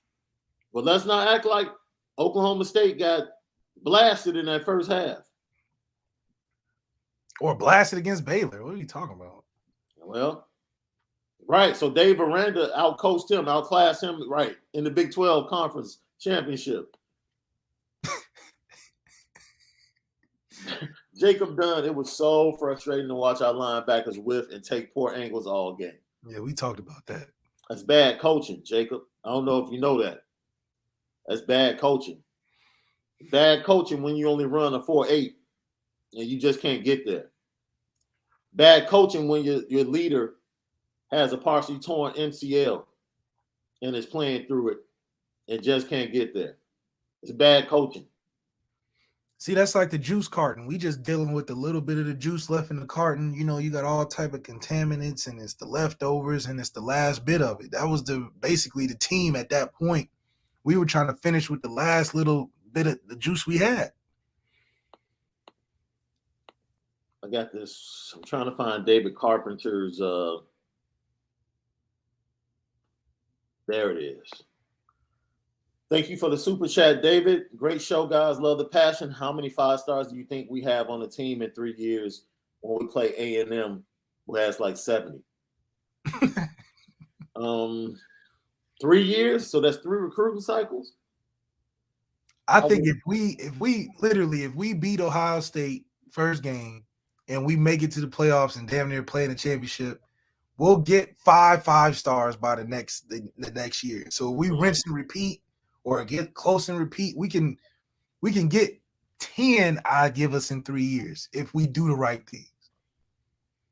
Yeah, I was gonna say 9, 8, 9, 2 or 3 every year, 8, 9, and that would be, man. Because Texas A&M boosted 5 stars after beating Bama in one season. Right. They wasn't getting those same 5 stars that they didn't beat Bama. That's facts. Like a win over Ohio State and Clemson next year would be. We might get the most after that year. Jacob Dunn says, I love Alt and Fisher. Christophic is solid. We need Rocco to emerge. Well, first of all, see, this is the encouraging thing. Alt and Fisher really haven't had, like, he was an early enrollee. They're going to look totally different next year, bro. Yeah. They're going to have like a full off season in the weight room. Much stronger. Christophic's going to be much stronger. If Jared Patterson comes back, then you add, Billy Schroff might start. I mean, shoot, with Harry Hested, man, anything's possible. On top of the fact that this was an 11-2 offensive line. And we talking about all the steps we can take to get better. So I really think that it's encouraging for those guys. I think if they just stay the course, they don't even have to do nothing special. Just stay the course, and we're going to get back to where we were 2-3 years ago. Yeah, absolutely. Tom Ballort, we appreciate you. Boys, brighter days are ahead. I didn't know Coach Freeman was only 30 days, or his time was only limited to 30 days. He's here for a while. Let him put his imprint on the team, build his coaching staff, and recruit. Let it play out. Exactly. Let it play out, because if this was year 3 in the Freeman era and we lose to Oklahoma State like we did, I get it. A bunch of concerns should be justified how they're making it, but he ain't even have his own offseason yet. We still in the Brian Kelly season until yesterday, so now, like you said, play it out. Now we got a chance to really grow on something. My thing is, you have to realize, and this is what we talked about, that game was shocking.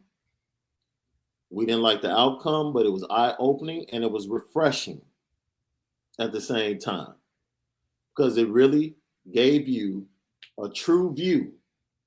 Forget the record over the past 5 years. It gave you a true view of what really was going on from a talent standpoint in Notre Dame. This is what we have, and this is what we have to go get. And more than likely, it's going to take 2 recruiting cycles to rectify everything we need to do. We're still probably going to win games during the process, but in order to get to a highly competitive level, it's going to take 2 recruiting cycles and picking up key parts at quarterback, wide receiver, and defensive back moving forward. Plain and simple. That's it. Plain and simple. Kevin Austin is gone. Braden Lindsay comes back. Irish Breakdown message board broke this, I believe, last night, that Isaiah Foskey is like 50-50. Look, I'm in a stage right now where whoever wants to go, I wish them nothing but success. Yeah, you better take it now. Yeah, because we're building. Like, There we go. If You heard Marcus part Freeman. of He it, said, "We out. we out. We moving on." Yeah, if you want He to be said, part of it, what did he say? He said, "If you staying, right. we gonna rock. If you Right. leaving, we gonna miss you." So we ain't thinking nothing about staying in place. And Foskey might be waiting to see who the defensive coordinator is. Right? Because he knows, look, Marcus Freeman's not the defensive coordinator. Right. Let's see who the defensive coordinator is. Because I didn't like Elson. And then I'll make my decision, you know? Instead, I think he tweeted out he's going to do the best thing for him and his family. See, that's And, never good. That's never Brian good. Driscoll. Brian Driscoll made a good point. He said usually when kids are leaving, they just put out a post like, "Yo, I'm leaving." Like, when they don't do that, normally they're leaning towards staying. So he'll get information back from scouts in the NFL where he falls, and I like him back more than I do Kevin Austin, though. I would rather have him back than to have Kevin Austin back. I think Kevin is in a better position to leave. Heck yeah. And Yeah. We can replace him. everything else. Yeah, we can replace him quick. Yeah, but I need Foskey getting on CJ Stroud's nerves. Because that's a centerpiece for our defense. Will be I need that. Like, I need CJ Stroud to be looking over his shoulder. Because if we don't have Foskey, who do we really have that's getting at least 10 sacks that season? That's going to be pressuring CJ Stroud, because if not, it's going to turn to a 7-on-7 for sure. Yeah. Yeah. DBZ, I think it's a question here. Can you tell me why have 18 O-linemen and freshmen are starting? Talking about us?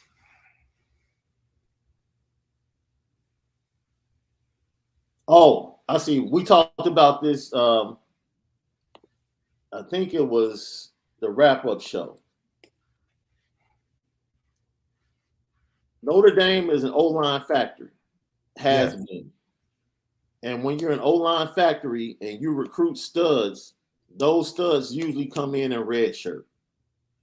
When they are forced to play, it's usually because of injury or there's something wrong with the talent or depth in that room.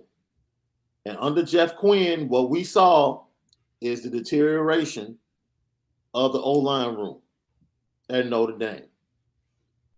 And it started after Liam Eichenberg left. Absolutely. And once, because Harry recruited Liam, right? That was the last one, I think. That was the last one. Once we saw Notre Dame go get a transfer from Marshall. Yeah. Hey, I said this. I'll never forget the day I saw it. I said, "Oh yeah, we're different." Harry would never. That was the first sign. The first sign that we wasn't the something same. was wrong with the O-line. Because I'm like, we just sign, We just get $100 million guy, a first-round guy, 2 first-round guys in the same year. And now we picking up guys from Marshall? And the second sign that something was wrong was the fact that we had a true freshman starting at left tackle. Yeah. We didn't have nobody else? Every great lineman in Notre Dame redshirt. Just about. Pretty much. Just about. And that's when you know you have a program where you just keep churning out great O-linemen. Because freshmen can come in and learn, build their bodies, and by the time they get to their redshirt freshman year, they're ready to roll. Yeah. So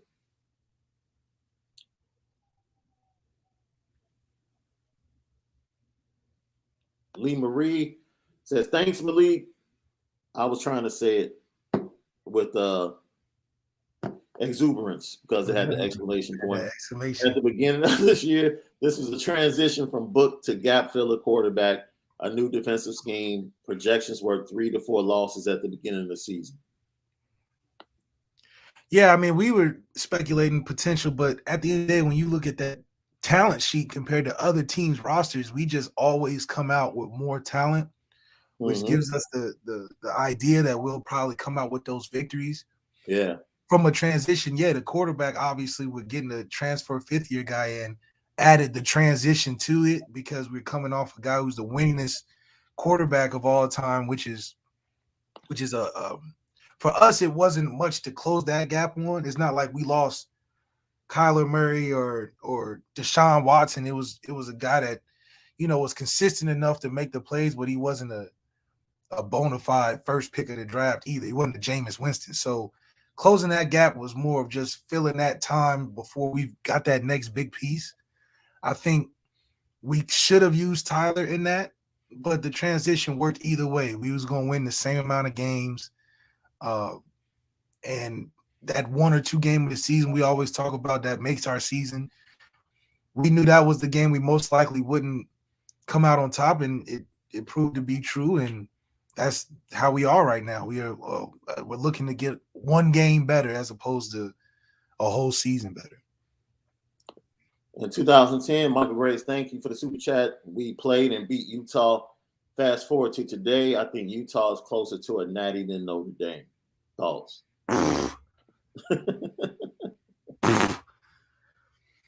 Look, don't be a prisoner of the moment because they played Ohio State well. Utah's a great team, better than the average. I think they will give us a little bit of a run for our money because they're a Ohio State was bored, bro. They were, though. Ryan Day said it. Ryan Day said it after the game. He said, we didn't want to be here. We're still upset. No, he was 100. He said, we didn't want to be here. We're still upset about the loss to Michigan. It took, we had to really get them focused in the practices. Yeah. They really didn't want to be here. That's funny. But because their competitors, when they got down 14-0, they were like, yo, okay, all right, now, we don't want to be here, but we're not about to lose. We're not about to lose this game. I mean, he was, Did it look like that? It definitely looked like that. He was honest. Like, he was transparent and honest. Like, yo, my team did not want to be here. Nah. They wanted to be in the college football playoff. And I think that's just the difference between the top 3 teams in the country and everybody else. The top 3 teams in the country can decide when to turn it on and off. Like remember, people forget that, what was it, Sam Houston State had Alabama 7-0 in the first, minute or something? Right. And Alabama turned that switch on so quick. Alabama's like, we will not be losing this. That no one can ever do. Someone took a picture of the scoreboard and put it on social media. It couldn't even get down the timeline before Alabama changed the outcome of that game. And that's just the difference.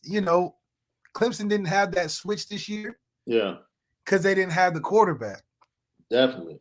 But when you're a top program that's every year is on top, like Ohio State, Alabama, then you can say stuff like that if you're Ryan Day.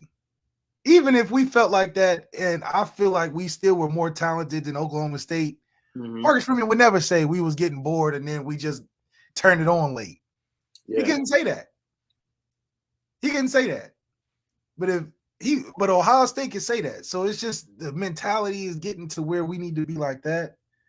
But man, it's just funny to think that teams that get close think they can get a national championship, but the gap between championship and everybody else is really bigger than what people think. And hopefully we develop that switch. Like, I can't wait to see Notre Dame have that switch that they can just, that's a feel-good switch that Georgia has, that Alabama has, that Ohio State has. Like, yo, you know what? Once we get into this gear, no one can stay with us. Yeah, that's exactly what we need to get into. That's why we're critical on stuff like a Kane Madden. We're critical on stuff like losing in the to Cincinnati. We're critical on stuff on addressing the real and about these narratives, is because we have to be if we want to get one game better. Yeah. And to go back to what we were talking about, that's a perfect what you're saying. Utah was up 14-0. And I think they were even up 14 at half. I think it was like 28-14 or something like that. Bro, it's Kyle Whittingham is a really good coach. I wonder if he's getting lambasted for the lack of adjustments. No. No. You know why? Because anybody with good sense knows there is no adjustment to Ohio. You don't have an adjustment to Ohio State's wide receivers. You don't. Not when you don't have no players. Absolutely not. Okay. When you going to go zone? No. And if you go man to man, that's the problem. You're either taking a slow death or a fat dude. Either way, how you want it. Ohio State is like how you want it. Yeah, they got too many issues. Too many issues to be addressing. You know? And this is with their backup wide receivers. You know it was bad when Utah was dropping 8 and still getting explosive plays put on them. Like they dropping 8 guys. You see Jackson and Nick, but still catching 20-yard passes. It was like it's nothing to call. It's nothing to call. Dude, there is nothing you can do. Either you have the guys or you don't. And as hyped as Utah was, and as tough as they were, even the fans were there. It was like 20. What was it? It was 70% of the stadium was Utah fans. It was a home game. It was a home game for Utah. Neither Ohio State's team nor fans were interested in being there, and still came out. None. And they came out and hit a switch in the second half, and Utah had no answer. There is no answer. There is none. We have nobody on our team. This dude put up 300 yards. Himself. That's a receiver. Himself. 327 yards. 300. A lot of running. Man, come on, man. Now, and that wasn't even, and it was other receivers that did well too. That's the crazy part. It'd be different if he was the only guy on the team, like a North Carolina or a Keaton Slovis with Drake London. No. Mm-mm. They had Marvin Harrison Jr. out there getting busy. Mm-mm. They had tight ends getting so. It was guys that was going crazy. Now, see, this is why you wait on the transfer portal, because there was a redshirt freshman or a freshman sitting there watching Marvin Harrison Jr. Number 4, I forget his last name. Yeah, we're gonna know him next year. We're gonna know him next year. Ekbuna, watching those 4 put in work, and he's saying, I ain't gonna get no tick next year. I ain't get no tick next year for sure. I might as well go ahead and transfer. And that's the dude. If Ohio State recruited him and he can't get on the field, that's the dude you want to target and recruit. That's how Jameson Williams. That's how Jameson Williams ended up in Alabama. It's like, yo, this is lead perfect. Chris Costello says, Malik, how concerned are you with the wide receiver recruiting depth currently, as well as the coaching staff's lack of adjustments the entire game in the Fiesta Bowl? I am as concerned with the recruiting depth as much as I'm concerned with the quarterback depth. until we get quarterbacks worth watching. I mean, just worth cutting on the TV for. Because we got guys that's not worth cutting on TV for. Yeah. They like more box score, just wait to the end, talk about the numbers. Until we get a guy that's worth cutting on the TV for, because I cut on TV for that CJ Stroud.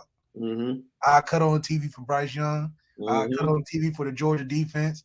So until we get something worth cutting the TV on for at the quarterback position, I am always going to be concerned about the receiver depth, because I know they're not watching. If I'm not watching, what they watching for? They're not watching because of the aesthetic of Notre Dame. They like, who is throwing the pill that I can get behind? Right. Ohio State has so much success with receivers because look at their quarterbacks: Justin Fields, Dwayne Haskins, JT Barrett, because of his numbers, right? Because of his numbers. Cardale Jones, even. They winning championships. They getting drafted. I mean, 3 of the last Ohio State quarterbacks are in the Big Ten history for touchdowns in a single season. Dwayne Haskins had 50. Justin Fields had 41. CJ Stroud has 42 now. JT Barrett set the all-time record. So, you got receivers looking at them and like, oh, if I just go there, the ball going to find me. Right. Right. I don't think receivers are watching our games and being like, the ball's going to find me. That's the difference. They watch our games and be like, man, are they going to win? They tripping. They playing it hard against Toledo. Are they going to throw it to Kevin Austin more or what? Like, what's going on? So I think that depth is going to be concerned. But then the last part of the question real quick, the coaching staff, that's still the remnants of another guy. So until we get a full season, it's hard to even make a full adjustment or assessment on their staff. Every time somebody brings up the lack of adjustments in the Fiesta Bowl, because I think he said the lack of adjustments the entire game. Like, you complaining about adjustments in the first half where you dominated? Yeah, there's no adjustments in the first half. Yeah, dude. There wasn't no adjustments to be made in the second half. I think anytime somebody brings up lack of adjustments, I'm just gonna hit. He prepared us really well. He had us ready for the high tempo. He had us ready. Like, it wasn't schematically. It was the little details of we missed tackles. We didn't win the 50-50 balls. Those little details, and we need to make sure we do that better. And it's on us. And going into the next season, I just want to make sure I focus on the fundamentals, the little things like finishing leverage tackles, not going 1-for-1 for blocks, just every little detail, just being able to enhance it. And then just being able to take that next step in leadership and be able to help this team become the team that we want to become. That's it. Roll the tape. That's it, man. Every time somebody brings up adjustments, we're just going to roll the tape, man.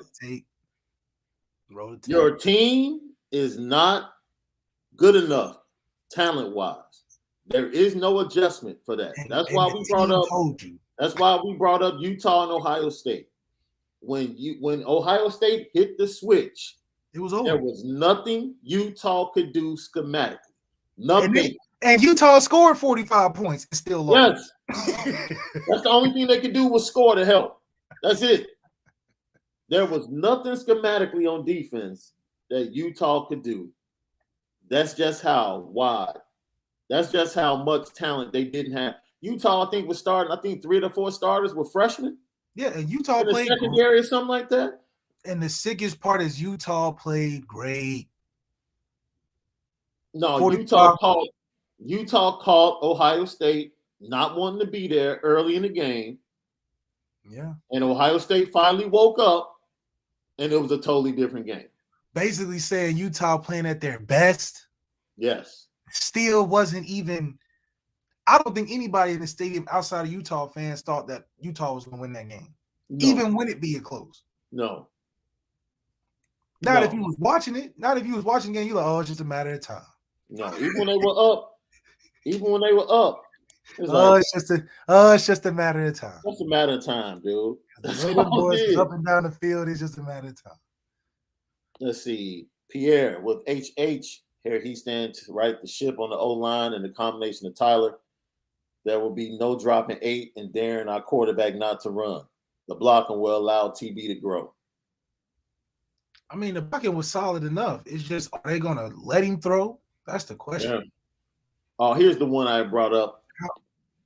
Notre Dame 2164 says, please tell me why I shouldn't be terrified of Ohio State's air attack against our secondary after what I just saw at the Fiesta Bowl. Talk me down, man. Talk me down. Man, be concerned.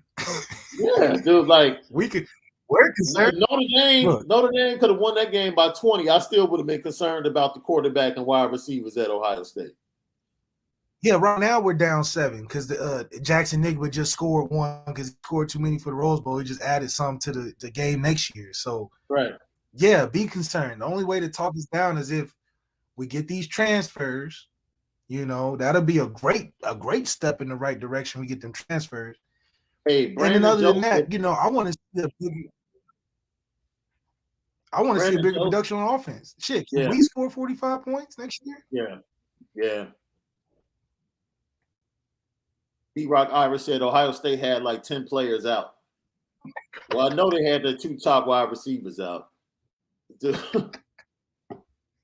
So Christopher Galloway said that's that recruiting switch. Yeah, straight up. Yeah. They went into that locker room and said, all right, it's time to get what that money paid for. The boy said, all right, you're right. Andrew Goss said Ohio State is receiver U. Jamar Chase and OBJ. And what's our boy up in Minnesota? Oh, yeah, all them boys. LSU. Justin Jefferson. Yeah, LSU would like to have a word with you, Andrew. Like, now, if those guys have great NFL careers, hell yeah, Ohio State. Yeah, but right now LSU has like 4 or 5 studs in the NFL. So, you know, we'll see. Oh, Ohio State's coming on real fast though. Yes. Anthony K. Shea, thank you. Can Mickey and Morrison help next year? Heck yeah. Jaden Mickey is going to compete with Clarence Lewis from day one. Yeah, because it's a must. It's a must. Somebody got to do it. God damn it. Somebody got to get in there and compete. Somebody. You know what you need? See, Cam Hart is so steady and quiet on the other side. You need somebody like Jaden Mickey that likes to talk that ish. Like, if you go watch tape on Jaden Mickey, he competes great when the ball is in the air. And, man, he lets the wide receiver know, like, yo, you ain't getting nothing today. That's like the type of attitude you need opposite of Cam. That's all we needed. That's all we needed. That's all we needed. And it wouldn't have been bad if Clarence Lewis had at least turned around and looked like he said something. He was getting beaten just walking back. Like, damn, at least getting the man head and tell him, like, you ain't getting next time. He was just getting whooped and walking back to the line up again. I'm like, yeah, we need some attitude in that secondary. DJ Brown too quiet, you know, all them guys back there. Make some noise. Yeah, let's see. B. Beasy said low-key JD know his job on the line too. Facts.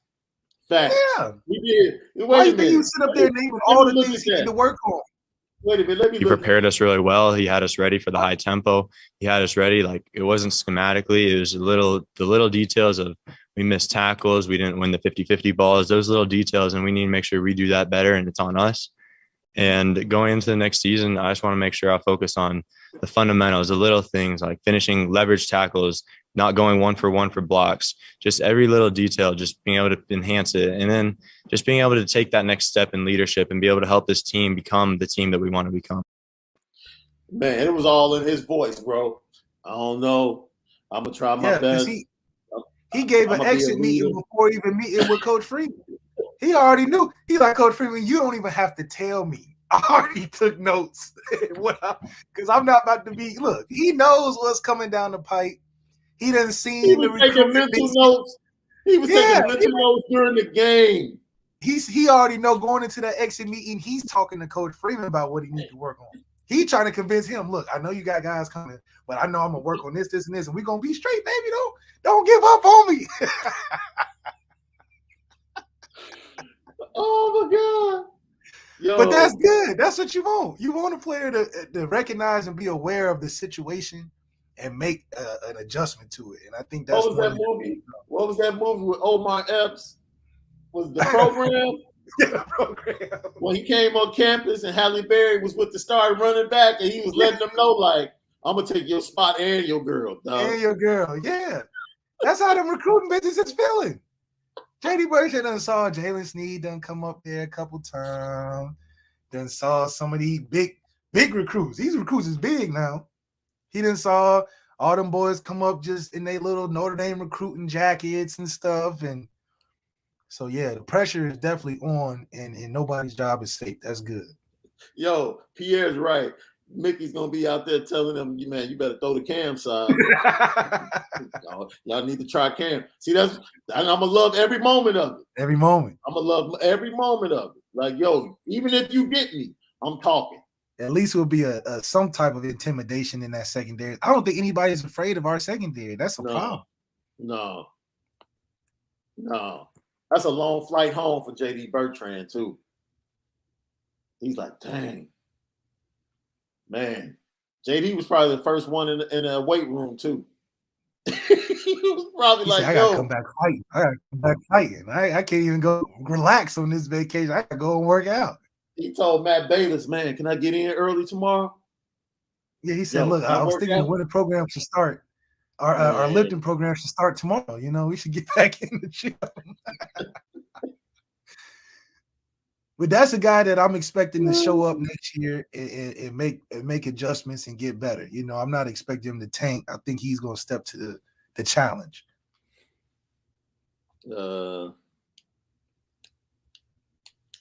Steve Williams said the offense in the first half was incredible. I'm not going to hang my expectations on this loss. I know what's coming in this year, and let's see how we plan next year. I don't think Freeman lets his players tank like this in the second half. I mean, I don't think Kyle Whittingham. I mean, when you're a coach, man, sometimes you understand what it was like being a coach from 2000 to 2004 in the Western Conference when the Lakers had Shaq. Like, it was nothing you could do. Like that. What are you gonna do? Put them on the free throw line? Okay. Then the Lakers are in the penalty early. So now Kobe gets to the free throw line if he's aggressive. That's nothing, dude. There's nothing you can do. Yeah, it's like this is what reminds me of the chat. The chat reminds me of people saying, well, why don't you just guard Kevin Durant better? Right. Do something. What coaching strategy got something for Kevin Durant to have under whatever he wants? You know, he's gonna get his. So what you just put your hand up, he make the good shot, you turn around and be like, Coach, I can't, there's nothing I can do. That was good offense. Come on. Some things you just can't do nothing about. The players got to make the change. Yeah, facts. D-Rock Irish. Ohio State's defense was terrible this year, and that's why they're getting a new DC. Ohio State not letting little things slip. I think they see little cracks and they instantly fill them. They're not going to let it hang around and be like, well, I don't know. It's like, look, you gave up 21 points in the game. You got to go. we used to giving up nothing. So we got to find somebody going to make that difference. Like, man, look. That cat. Look, man. Clarence Lewis, too. Like, yo, you know. Clarence Lewis, Bertrand, Kaiser. They know. The dudes that didn't get it done, Logan Diggs, he knows. That's why I said, man, stop apologizing on social media. Yeah, just get in the gym. Get in the gym. Go put in the work. That's all you need to do. And for fans that are like, look, for me, as long as you're not cursing a player out, talking about their family member, you know, if you're emotional about the loss and you want to say something, fine. You know what I'm saying? It's not something that I would subscribe to, but fine. But players need to, we need to get thicker skin. Right. Like, you don't need to respond. Just go put in the work. DBZ, I agree. Bauer and Kaiser should be on special teams next year. Maris Lufau is more than likely going to be back. And we're about to end this.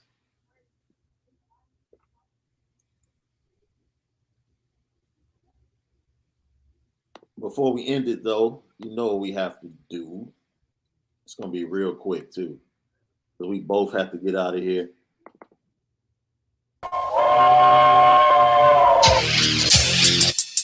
Petticoat. Petticoat. Petticoat Junction. It's time to get petty. Oh, we did a good job executing. Are you upset with something? And fire up the Petticoat Junction train. I just don't like you. You don't? No. What is today's pettiest story?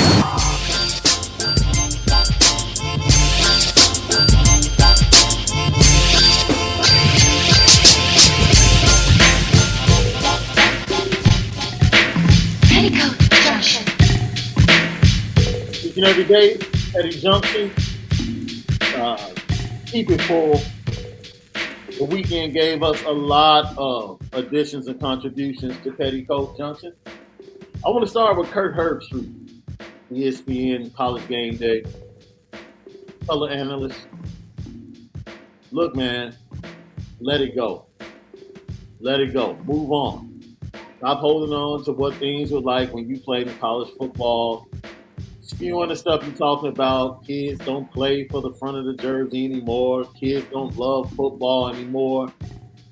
You go to any neighborhood, you'll see kids in the front yard throwing around the same Nerf ball and the same football that you saw when you were growing up. Kids love football. Kids that aren't really talented love football. And that's the way it's going to continue to be. They just don't see the world the way you saw it. They have more options. Kids can transfer and immediately play now. The rules allow them to do that. When you played, you had to sit out a year.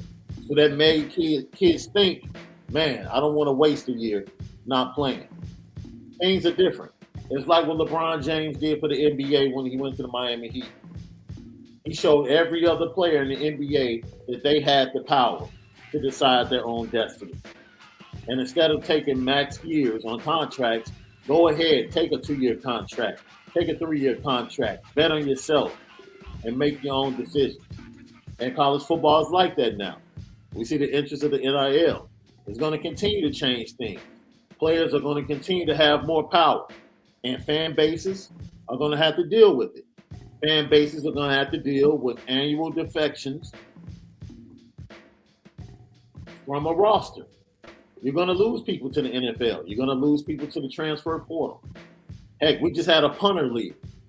Why? He wanted to go home, be closer to home. But he's gone. So be it. Paul Mawala left. We're probably going to lose a couple of more transfers. That's just the way it is. That's just the way it is. So for Kurt Herbstreit, we got to put you on the petty train, man. We have to put you on the petty train.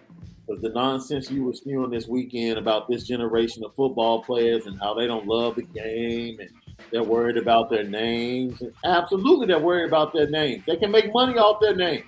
You couldn't.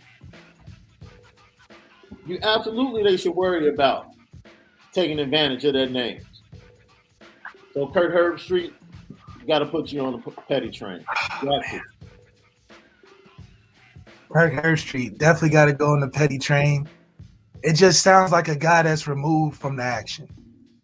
You know, a guy that was once a player and now can't relate to the players because he's been removed too long. And it was just a lazy assumption. I mean, there's plenty of things that we have technology-wise that can be a distraction, but to say guys don't value the game as much because of that, I mean, if that was the case, you wouldn't have people playing football. It would be more of a club sport. It's crazy. And last but not least, unless you got somebody else, Antonio Brown, man. Hey, bro. I don't know what was said. I don't know why you decided to leave in the middle of the game. The pettiest thing was this dude jumping in a police car and asking the police to drive him to the airport. that right there for me, I was like, this dude. I'm not even talking about just taking his pass off on the field and putting him under the bench. I just thought the pettiest part was that he had just caught a great play. And then the next time we see him, he's running off the field. So I'm thinking, like, man, it couldn't have been a football thing. It has to be something deep. Man. Yo, that was the weirdest thing I've ever seen on a football field, my dude. What a way to go out. I tell you that. Yeah, he's definitely out. There's no question about that. He's done. He's done. Well, that's it, man. We gave you 2 hours today. Man, we love you guys, man. We love you guys, man, because you keep pulling all of this stuff out of us, man. We gave you an impromptu and another thing last night. We come back with the slant today. We're just going to talk about Marcus Freeman, and yo, you got 2 hours from us. And it's all for LL Nation. Subscribe, share, like, subscribe, share, like. If you're watching right now, it's 177 people watching right now. Some dropped off. Hit the like button. Just go right there, hit the like button. And we tell you, we don't care if you hit the unlike button or dislike button. Not unlike, dislike button. Hit something. Let us know. We take all feedback. We love all feedback. We love everybody. We appreciate everybody that gives us the opportunity to talk about Notre Dame football, and you give us the moment in time and time in your day to just give us an opportunity. We appreciate you. We're all in this together. We're on the road to a national championship, and let's just enjoy the ride. That's the way it is. Hit that like button, and if you need a comment, let us know how you feel about the show, even after the show. And that's that. You got any closing remarks, man, before we get out of here? That's it. That's all we got. All right. So we'll see you guys tomorrow morning at 9 a.m. right back here on the Lucky Lefty podcast with more information about coaches.